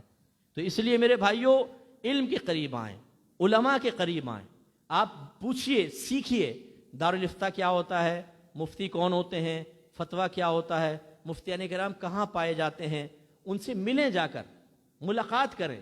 کوئی تھوڑا بہت پھل فروٹ لے جائیے گا، کوئی ادارے میں جائیں، اہل سنت کے مفتی صاحب سے ملیں کہ حضور یہ میری طرف سے قبول فرمائیے، تھوڑا سا ٹائم لے کے ان کے پاس بیٹھیں، اس طرح جان پہچان بڑھائیں، ان کا نمبر لے لیں کہ کبھی مجھے ضرورت ہو میں آپ کو کال کر لوں، اس طرح آپ قریب آئیں، بہت فائدہ ہوگا۔ نہیں کریں گے آپ، وہی بات ہوگی کہ آپ سے غلطی ہوگی، یا تو آپ اس پہ مطلع نہیں ہوں گے، یا پھر آپ مشورہ کریں گے وہ ٹیٹا دودھ والا پپو پان والا، وہ میں فرضی کردار بیان کرتا ہوں۔ دودھ والا ہمارے دیکھ مفتی ہے، پان والا مفتی ہے، کزن مفتی ہے، ہم ان سے پوچھتے ہیں، یا چچا جان آ جاتے ہیں، پھپھا آتا، دیکھو بیٹا بری بات ہے، لڑتے نہیں ہیں، ہم نے بھی تمہاری پھپھی کو تمہاری خالہ کو ایسے ہی 3-4 دفعہ کہہ چکے ہیں، کچھ بھی نہیں ہوتا میرا بیٹا۔ جیسے وہ ایک بہن نے مسئلہ پوچھا کہ جی میرے شوہر نے 3 طلاقیں دے دیں، میری ساس رونے لگی تو میرے سسر صاحب آئے، کہا کیا ہوا؟ کہا کہ تمہارے بیٹے نے 3 طلاقیں دے دی۔ کہا کیسے؟ اس نے کہا ہے کہ میں نے طلاق دی۔ سسر صاحب کہنے لگے ایسے کوئی طلاق ہوتی ہے؟ دیکھ میں تجھے دیتا ہوں، میں نے تجھے طلاق دی تجھے طلاق دی۔ کہہ رہے بتا ہوئی طلاق؟ بھائی آپ طلاق دے رہے ہو یا غوری میزائل چلا رہے ہو کہ گرے گا تو بم پھٹے گا، بلاسٹ ہوگا، تب آوازیں آئیں گی تو تم کہو گے طلاق واقع ہو گئی؟ یعنی بہو تو گئی تھی، بیوی بھی ہاتھ سے گئی۔ یہ ہے جہالت کا معاملہ۔ تو یہ ہمارے بعض اوقات جو خاندان کے بڑے ہوتے ہیں ان کو مسئلہ پتہ نہیں ہوتا، یہ چودھری بن کے بیچ میں آ جاتے ہیں، صلح کے نام پر حرام کے دروازے کھول دیتے ہیں اور اپنی آخرت کو تباہ کر دیتے ہیں۔ اس لیے میں گزارش کرتا ہوں علماء سے رابطہ رکھیں، مفتیان کرام سے آپ رابطہ رکھیں۔ آپ میرا نمبر بھی لے لیں، ویسے تو واٹس ایپ پہ میرے بہت زیادہ مصروفیت ہوتی ہے، لیکن انشاءاللہ کوئی نہ کوئی موقع ملے گا تو آپ کو جواب دے دیں گے یا کچھ نہ کچھ آپ کی رہنمائی کر دیں گے۔ اور بیسٹ وے یہ ہے کہ جو آپ کے قریبی ادارے ہیں، جیسے ہمارا جامعہ نظامیہ رضویہ اور جامعہ نعیمیہ وغیرہ ہیں، اس طرح کہیں پہ جہاں پہ ہمارے علماء اہل سنت مفتیان کرام تشریف فرما، ادھر آپ رابطہ رکھیں۔ نوجوانوں سے میں گزارش کرتا ہوں ان چیزوں کو اپنے لیے اجنبی نہ بنائیں، ان کو غیر مانوس نہ رکھیں کہ آپ اسکول میں جائیں، کالج میں جائیں، یونیورسٹی میں جائیں تو اپنائیت کا سا احساس ہو، لیکن آپ ایک دارالعلوم میں داخل ہوں تو ماحول اجنبی سا لگے۔ آپ دارالافتاء کے اندر جائیں تو اور اجنبیت محسوس ہو، ایک عالم سے گفتگو کریں تو آپ کو بڑا عجیب سا محسوس ہو۔ یہ ہماری شہری عوام جب دین سے دور ہو گئی ہے تو پھر یہ چیزیں اجنبی ہوئی ہیں۔ الحمدللہ ہم نے اکیڈمی میں کوشش کی ہے کہ اس کو فرق کو ہم ختم کریں۔ میں ایک سنڈے کورس کروا رہا ہوں، 8 سال کا کورس ہے، عالم کورس، 8 سال، اونلی سنڈے، 2 to 5، 3 گھنٹے کی کلاس ہوتی ہے۔ اس میں دینی طالب علم کوئی نہیں آ سکتا، only engineer, doctor, professor, bankers, job کرنے والے، ہاؤس وائفز، بس یہ آتے ہیں، اور ایک ہیوج کوانٹٹی میں لوگ آ رہے ہیں، اور ماشاءاللہ یہ سال چوتھا ہے، اب 5واں سال شروع ہوگا، 4 سال سے لگاتار آ رہے ہیں، علم سیکھ رہے ہیں اتوار کو۔ اس طرح ہماری اکیڈمی میں تقریباً 90% میں کہتا ہوں سٹی کا بچہ ہے، ویل ایجوکیٹڈ، پڑھے لکھے۔ تو ہم نے کوشش کی ہے کہ ہم ایک ایسا ماحول کریٹ کریں کہ جس ماحول کی برکت سے بچے دین کی طرف آئیں، جس میں ہم نے پہلا قدم یہ اٹھایا کہ ہم کسی کو منع نہیں کرتے ہیں، لڑکوں کو، لڑکیاں تو برقعے میں آئیں گی اور نقاب کے ساتھ آئیں گی، یہ پابندی شروع سے ہی ہے، اس میں ہم نے کوئی رعایت نہیں دی، لیکن لڑکوں کے لیے بڑی ہم نے رعایت رکھی، آپ کی داڑھی نہیں ہے، آپ ٹوپی نہیں پہنتے، آپ پینٹ شرٹ پہنتے ہیں، آپ آئے عالم بنیں، آ جائیں۔ بچے آتے ہیں، بیٹھتے ہیں، ہم انہیں ویسے ہی پیار دیتے ہیں، محبت دیتے ہیں، پھر جب وہ سیکھتے جاتے ہیں، پہلا درجہ، دوسرا، تیسرا، سرکار کا پیغام سنتے ہیں، اللہ کا پیغام سنتے ہیں، بغیر کسی سختی کے الحمدللہ داڑھی بھی آ جاتی ہے، سوٹ بھی چینج ہو جاتا ہے، اور اسی رنگ میں رنگ جاتے ہیں۔ اب ہمارے دارالعلوموں کے ماحول ایسے ہیں کہ بعض اوقات اگر ایک سٹی کا بچہ، ایک کالج کا بچہ آ کے بیٹھنا بھی چاہتا ہے تو وہ ہمارے بچے، اللہ تعالیٰ رحم فرمائے، بعض اوقات میں نے بھی بعض اداروں میں پڑھا ہے، وہ ایسے ایسے لڑکے تھے، ناک صاف کی، وہ کسی کے دامن سے پہنچ دی، وہ اپنا دامن دیکھ رہا ہے، کیا کر رہا ہے بھائی، یہاں تھوک رہے ہیں، وہاں تھوک رہے ہیں، یہ کر رہے ہیں، وہ کر رہے ہیں۔ اب یہ ان کا پرسنل، خیر ان کی خرابیوں کو ٹیچرز تو نہیں کہتے، یہ ایسا ماحول تو بنانے کو نہیں کہتے، لیکن یہ چیزیں پھر ٹیچرز بھی بعض اوقات جو ہے وہ شہری بچوں کے نفسیات کے مطابق ان کو کنٹرول نہیں کرتے ہیں، ہر ایک کو اوئے، ابے، تبے، الو، فلاں فلاں، والد صاحب کو گالی جو ہے نا وہ میں دینا نہیں چاہتا ہوں، وہ شہری بچے کو بھی ویسے ٹریٹ کرتے ہیں۔ اب وہ بیچارے جو پسماندہ علاقوں کے بچے ہوتے ہیں یا کم پڑھے لکھے ہوتے ہیں، تو ویسے دبے ہوتے ہیں، ان کی عزت نفس اتنی مجروح ہو چکی ہوتی ہے۔ میرے استاد محترم مولانا خادم حسین صاحب جو ہے نا، ایک دفعہ پڑھا رہے تھے تو وہ ایک بات کہنے لگے کہ یہاں پہ بچہ بعض اوقات، یعنی ایک ایسی بات کر رہے تھے، جنرل بات کر رہے تھے، وہ جامعہ نظامیہ کی جنرل بات کر رہے تھے کہ بعض اوقات بچے کو اتنا ذلیل کر دیا جاتا ہے کہ وہ ذلت پسند ہو جاتا ہے، کہ پہلے مجھے ذلیل کرو تو میں پڑھوں گا ورنہ نہیں پڑھوں گا، یعنی اس کو برا بھلا کہو، مارو پیٹو تو پڑھے گا، یوں بعض اوقات ایسا ماحول ہو جاتا ہے، یہ نہیں ہونا چاہیے۔ لیکن بہرحال تو آپ تھوڑا سا قریب آئیں، اور کاش ہمارے اداروں کے اندر ایک خوبصورت ماحول کریٹ ہو اور شہری بچوں کو بھی قبول کیا جائے اور اچھے انداز سے ان کو پڑھایا جائے، بہت فائدہ ہوگا۔ اور اگر آپ جیسے ابھی اتنی بڑی مسجد ہے ماشاءاللہ، یہاں مجھے نہیں پتہ ادارہ ہے کوئی یہاں پہ قائم ہے، یہاں اگر ادارہ ہے تو بہت اچھی بات ہے۔ ہم نے اپنی اکیڈمی کا نام رکھا الفرقان اسکالرز اکیڈمی۔ اچھا، کوئی ویسے مذہبی نام بظاہر ویسا نہیں رکھا نا، اس میں کیا ہے، وہ لوگ سمجھتے ہیں کہ بھئی شاید کوئی ایسا ادارہ ہے، بس کوئی زیادہ ایکسٹریمسٹ لوگ نہیں ہیں، وہ آتے ہیں، لوگ پڑھتے ہیں، نام سے بھی بڑا ایفیکٹ پڑتا ہے۔ اور الحمدللہ ہمارے پہلے سال میں ہی تمام عقائد اسلام، عقائد اہل سنت اور معمولات اہل سنت، یہ سب پہلے سال میں سکھائے جاتے ہیں، ود ریفرنسز، نوٹس دیے جاتے ہیں باقاعدہ۔ بچہ ماشاءاللہ بہت اچھا شروع سے عقیدہ سیکھتا ہے، پھر آگے بڑھتا ہے۔ تو یہ اس طریقے کے ادارے قائم ہونا بہت ضروری ہے کہ شہری بچے قریب آئیں۔ لیکن میں اپنے شہری بچوں سے گزارش کرتا ہوں کہ خدا را آپ یونیورسٹی، کالج، اسکولز بھی جائیں، لیکن اپنا تعلق مذہب اسلام سے قائم رکھیں۔ ایسی میں بچیوں سے گزارش کرتا ہوں، بچیوں کے لیے بھی ہے آپ کے یہاں؟ اچھا،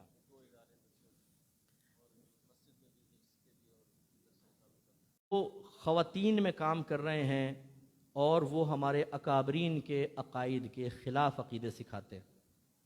قرآن کے نام پر ہماری بچیوں کو جمع کیا جاتا ہے، ان کی برین واشنگ کی جاتی ہے پہلے کہ دیکھو کسی مولوی کی تفسیر مت پڑھو، مولوی سے قرآن نہ سمجھو، یہ تمہیں گمراہ کریں گے، خود قرآن سمجھو، آپ خود قرآن سمجھیں۔ بچے کہتے ہیں اچھا خود سمجھیں، اب سوال پہنچ ہی نہیں سکتی ہے، آپ پہنچ سکتی ہیں، تو خدا را اپنا حصہ ادا کریں۔ اب ہم بس اینڈ کی طرف لے کر آتے ہیں۔ اللہ تعالیٰ نے فرمایا کہ اللہ تعالیٰ کی مغفرت اور اس جنت کی طرف تیزی سے بڑھو، دوڑو، کہ جس کی لمبائی چوڑائی آسمان اور زمین ہے، یعنی بہت لمبی چوڑی ہے۔ تو اس کے لیے پھر آپ وہی روش اختیار کریں کہ جو صحابہ کرام نے کی، وہی طریقہ اختیار کریں جو نبی کریم صلی اللہ علیہ وسلم نے کیا۔ اور اس کی سب سے پہلی بنیاد کیا میں نے بولیے، علم۔ نمبر 2، اس کو سیکھنا، نمبر 3 اسے اپنی ذات پر نافذ کرنا، اور نمبر 4 دوسروں کو سکھانا۔ میرے جتنے نوجوان خاص طور پہ یہاں بیٹھے ہیں، کیا آپ اس علمی جہاد میں ہمارا ساتھ دیں گے؟ دیکھیں، نہ میں آپ سے چندہ مانگ رہا ہوں، نہ میں آپ سے کہتا ہوں میرے ہاتھ چومیں، نہ میں آپ کو کہتا ہوں کہ آپ مجھے کوئی پروٹوکول دیں، میں آپ سے نبی کے نام پر، دین کے نام پر آپ کا وقت مانگتا ہوں۔ اس کے علاوہ جتنے ایسے کوئی نوجوان بیٹھے ہیں جن میں کوئی خاص صلاحیت ہے، آپ سافٹ ویئر کریٹ کر سکتے ہیں، آپ کمپیوٹر اچھا جانتے ہیں، آپ ویب ڈیزائننگ جانتے ہیں، آپ ان لوگوں سے رجوع کریں اگر آپ کے پاس ٹائم ہو، اور ان کو بتائیں کہ میرے اندر یہ سکلز ہیں، اگر میں دین کے لیے کام آ سکتا ہوں تو یہ جی یار پہلے مجھے بات تو ختم کریں، تم کھلا لیا ہے بیچ میں ملا رہا ہوں، تم کھلا کر کے جدا بتاتا ہوں۔ تو خلاصہ کلام یہ ہے کہ جو ایسے پڑھے لکھے نوجوان ہیں، میں ان سے گزارش کرتا ہوں کہ وہ اپنے فارغ اوقات میں ان کو بتائیں کہ بھئی یہ ٹائم میرے پاس فارغ ہوتا ہے، اگر آپ دینی لحاظ سے مجھ سے کوئی خدمت لینا چاہتے ہیں، میں اللہ کی رضا کی خاطر آپ کو تھوڑا سا ٹائم دے دیتا ہوں۔ جب ہم سب مل کر اس طرح کام کریں گے نا، بہت فائدہ ہوگا۔ اگر آپ میں کوئی صلاحیت ہے، جو اداروں کے اندر بچے پڑھ رہے ہیں، ٹائم معلوم کریں کہ آدھا گھنٹہ مجھے دے دیں، جو میرے اندر صلاحیت ہے میں بچوں کو فری میں سکھا دیتا ہوں۔ بچے سیکھیں گے، فائدہ ہوگا۔ میں اپنے دارالعلوم کے تمام بچوں کو کہتا ہوں کہ آپ مختلف کورسز کریں، جیسے آئی ٹی کے مختلف ہیں، سافٹ ویئرس کے کورسز ہیں، تاکہ ارننگ کا سلسلہ ہو، حلال رزق بھی کمائیں بچے، دین کی خدمت بھی ہو، حلال بھی کمائیں۔ تو جو بچے دارالعلوموں میں پڑھ رہے ہیں، آپ کیوں نہیں ایسا کرتے کہ وہاں جا کر ان سے ملیں اور کہیں کہ بھئی دین پڑھنا باقاعدہ میں ذرا نہیں کر سکتا ہوں، میری مصروفیت ہے، اگر میری صلاحیت سے آپ کے ادارے کو فائدہ ہو سکتا ہے، میں آپ کو آدھا گھنٹہ دیتا ہوں، آپ مجھے ٹائم دیں، میں بچوں کو چیز سکھا دیتا ہوں۔ وہ بچے سیکھیں گے، آئندہ زندگی میں کام آئے گا، ایک سورس آف انکم ان کو حاصل ہو جائے گا، رزق حلال کمائیں گے اور دین کی خدمت اچھے انداز سے کریں گے، آپ کے لیے ثواب جاری ہے۔ ابھی میرے بچے ماشاءاللہ اے لیولز کر رہے ہیں اور پھر یونیورسٹی جوائن کریں گے، ساتھ ساتھ عالم بھی بن رہے ہیں۔ میں چاہتا ہوں کہ وہ آئی ٹی کے شعبے میں آگے بڑھیں، سیکھیں، اور پھر میں اپنی اکیڈمی میں جو بچے آئیں ان کے ذریعے ان کو تعلیم دلواؤں، اور ہمارے اکیڈمی سے جو بچے نکلیں وہ ویل ایجوکیٹڈ ہوں، پڑھے لکھے ہوں، ان میں صلاحیتیں ہوں۔ کل جب ہم ان چیلنجز کا سامنا کرنے کے لیے اپر لیول پر آئیں تو ایسا نہ ہو کہ ہم بغلے جھانکیں اور اس جگہ پر جانے والا ہم میں سے کوئی بھی نہ ہو اور کوئی اور اس جگہ کو لے لے۔ اس لیے میں اپنے گزارش کرتا ہوں جو اچھے پڑھے لکھے ہیں کہ آپ قریب آئیے اور کوشش کیجئے کہ آپ اپنی صلاحیتوں سے فائدہ پہنچائیں، یہ بہت فائدہ ہوگا۔ آخر میں بس یہ ترغیب کہ میری کتاب ہے بھی قرب الہی کے نام سے میں نے لکھی ہے، انشاءاللہ 2-3 دن میں وہ پہنچ جائے گی، مارکیٹ میں بھی آنے والی ہے، تو گزارش کرتا ہوں کہ یہ کتاب آپ لیں۔ یہ تصوف کے موضوع پہ لکھی ہے، اور خصوصاً ان نوجوانوں کے لیے خاص طور پر، ویسے تو ہر مسلمان کے لیے رہنمائی اس میں موجود ہے، کہ جو نوجوان یہ سمجھتے ہیں کہ فی زمانہ اللہ کا قرب حاصل کرنا کیسے ممکن ہے، تو ہم نے اسٹیپ وائز اس کو لکھا ہے کہ فرسٹ اسٹیپ آپ کو یہ لینا ہوگا، پھر سیکنڈ یہ، پھر تھرڈ یہ، پھر فورتھ یہ، پھر یہ بیچ میں رکاوٹ آئے گی، اس رکاوٹ کو دور کرنے کا طریقہ کیا ہے۔ اس طرح 13 کمالات ہیں اس کتاب میں۔ 10 کمالات تو ایسے ہیں کہ جس میں ہم اپنا احتساب کریں، اپنے روحانی ترقی کا اہتمام کریں، پرانی آلائشوں سے ہم دور ہوں اور اپنے آپ کو جامع اور کامل بنائیں۔ پھر 11واں کمال ہے مرشد کی تلاش کا، اس میں مرشد کی پہچان بیان کی ہے۔ خدا را اس کو تو آپ ضرور پڑھ لیجئے گا کتاب لینے کے بعد، تاکہ یہ ڈبے اور جعلی پیروں سے آپ بچ سکیں۔ انہوں نے بیڑا غرق کر رکھا ہے ہماری قوم کا، ان جعلی پیروں نے۔ قرآن اور حدیث کے علاوہ اس میں کچھ آپ کو نظر نہیں آئے گا۔ قرآن و حدیث کی دلیل کے ساتھ لکھا ہے کہ ایک کامل پیر کون ہوتا ہے اور کس طریقے سے ہم اس کو تلاش کریں۔ بعض لوگ کہتے ہیں کہ اب جیسے علم سیکھنا ہے، توبہ کرنی ہے، تقوی پرہیزگاری ہے، آلائشوں سے محفوظ رہنا ہے، باطنی گناہ، ظاہری گناہ سے بچنا، پھر قلبی احوال پر مطلع ہونا، اپنے دل کو مضبوط کرنا، اپنے دل کی صفائی، یہ بغیر مرشد کے نہیں ہو سکتی۔ لہذا پہلے مرشد ہوگا پھر سب ہوگا۔ اب میں یہ کہتا ہوں کہ پہلے مرشد کامل ملے گا تو ہوگا نا، اگر کوئی ڈبہ مرشد مل گیا تو پھر تو گئے کام سے۔ اس لیے ہم نے کتاب میں یہی سمجھایا ہے کہ پہلے اپنے آپ کو اس سٹیج تک لے آئیں کہ کسی پیر کی صحبت میں رہ کر آپ فیصلہ کر سکیں کہ ہاں یہ کامل ہے کہ نہیں ہے۔ جب آپ فیصلہ کر لیں، اپنا دامن اس کا دامن تھامیں، انشاءاللہ مزید ترقی ہوگی۔ پھر 12واں کمال جو ہے آداب مرشد کا ہے، اور 13واں کمال فنا فی المرشد کے بارے میں ہے۔ یہ پہلا ایک حصہ ہے جو انشاءاللہ قریب آئے گا۔ میں آپ سے گزارش کرتا ہوں یہ ضرور آپ کتاب لیں، خاص طور پہ وہ حضرات جو اکثر یہ شکوہ کرتے ہوئے نظر آتے ہیں، بھائی دیکھو اب تو اللہ کے ولی کہیں جنگلوں میں چلے گئے ہیں، اگر کوئی اللہ کا ولی ہوتا نا جیسے غوث پاک تھے، ان کی صحبت میں رہتا۔ پہلی بات تو یہ کہ اولیاء کرام بھائی جنگلوں میں نہیں گئے، اس دنیا میں موجود ہیں، لیکن ولی کے سر پہ کوئی سینگ نہیں ہوتا کہ دور سے دیکھ کے آپ پہچان لیں۔ شناخت اور پہچان تو پیدا کرے ولی کی، یہ کتاب یہ بھی سمجھائے گی۔ دوسری بات یہ ہے کہ نہیں ہے نا تبھی آپ یہ باتیں کر رہے ہیں۔ جس دن کوئی مل گیا اس دن بولیں گے اچھا بابا آپ ذرا کریں ریاضت، بس میدان معاشر میں بھولنا نہیں فقیر کو، وہ فقیر غائب۔ ہم یہ تو کرتے ہیں، ہمارے گھر میں کوئی پیر صاحب آ جائیں، کوئی اور ولی آ جائیں، ہم یہ نہیں کہتے کہ جی دعا کریں میں نمازی بن جاؤں، پرہیزگار ہو جاؤں، متقی نہیں۔ وہ امی نے لسٹ بنائی ہوتی ہے، بیٹا جلدی سے بتائیے بہن کی شادی نہیں ہو رہی، بیٹے کو نوکری نہیں مل رہی، ابا جان کی داڑھ میں درد ہے، دس جان کی گردن میں درد ہے، ابا جان گر گئے تو ان کی ٹانگ میں مونچھ آ گئی ہے، اس کے علاج، اور دکان کرائے پہ نہیں چڑھ رہی ہے، وہ سارے مسئلے لکھ کر ہوتے ہیں۔ ارے بھائی چلو کہ دعا کروائیں، ان سے آخرت کا فائدہ تو حاصل کریں۔ تو یہ کتاب جو ہے جو یہ کہتا ہے، اگر آپ میں سے کوئی ایسا ہے یار کاش کوئی اللہ کی ولی مل جائیں تو میں دامن تھام کے اللہ کا قرب حاصل کر لوں، یہ کتاب پڑھ لیجئے گا، انشاءاللہ عز و جل آپ کو بہت فائدہ ہوگا۔ اور مجھے اللہ کی رحمت سے امید ہے، تصوف کی آپ نے بہت ساری کتابیں پڑھی ہوں گی، وہ سب کتابیں میری کتابوں سے افضل ہیں، اور لکھنے والے جو ہیں وہ سب ہم سے افضل ہیں، لیکن موجودہ دور کے تقاضے کے اعتبار سے ہماری کتاب جو ہے بہت ہی مؤثر ہے۔ قرب الہی کتاب کا نام ہے، قرب الہی، قرب الہی، ٹھیک ہے؟ تو یہ ضرور آپ لیجئے گا، مارکیٹ میں آنے والی ہے، تو یہ پیسہ کمانے کے لیے نہیں، اللہ کا بڑا کرم ہے کہ یہ ہم چاہتے ہیں کہ معاشرے کی اصلاح ہو۔ اور فرض علوم پہ بھی انشاءاللہ میں لکھ رہا ہوں، فرض علوم کورس، فرض علوم کے اوپر، وہ بھی انشاءاللہ قریب آئے گی، وہ بھی آپ ضرور پڑھیے گا۔ لیکن یہ کتاب تو آنے والی ہے، ذہن بنائیں جب اس کو آپ کو مارکیٹ میں یا ٹی وی پر آپ کہیں اشتہار دیکھیں تو ضرور خریدیے گا۔ میری کوئی بات اگر ناگوار گزری ہو، میں نے ہرٹ کیا ہو کسی کو، تو میں معذرت چاہتا ہوں، لیکن دیکھیں جب تک ہم سن کر عملی طور پر قدم اٹھانے کی طرف نہیں آئیں گے، معاشرے میں کبھی انقلاب پیدا نہیں ہوگا۔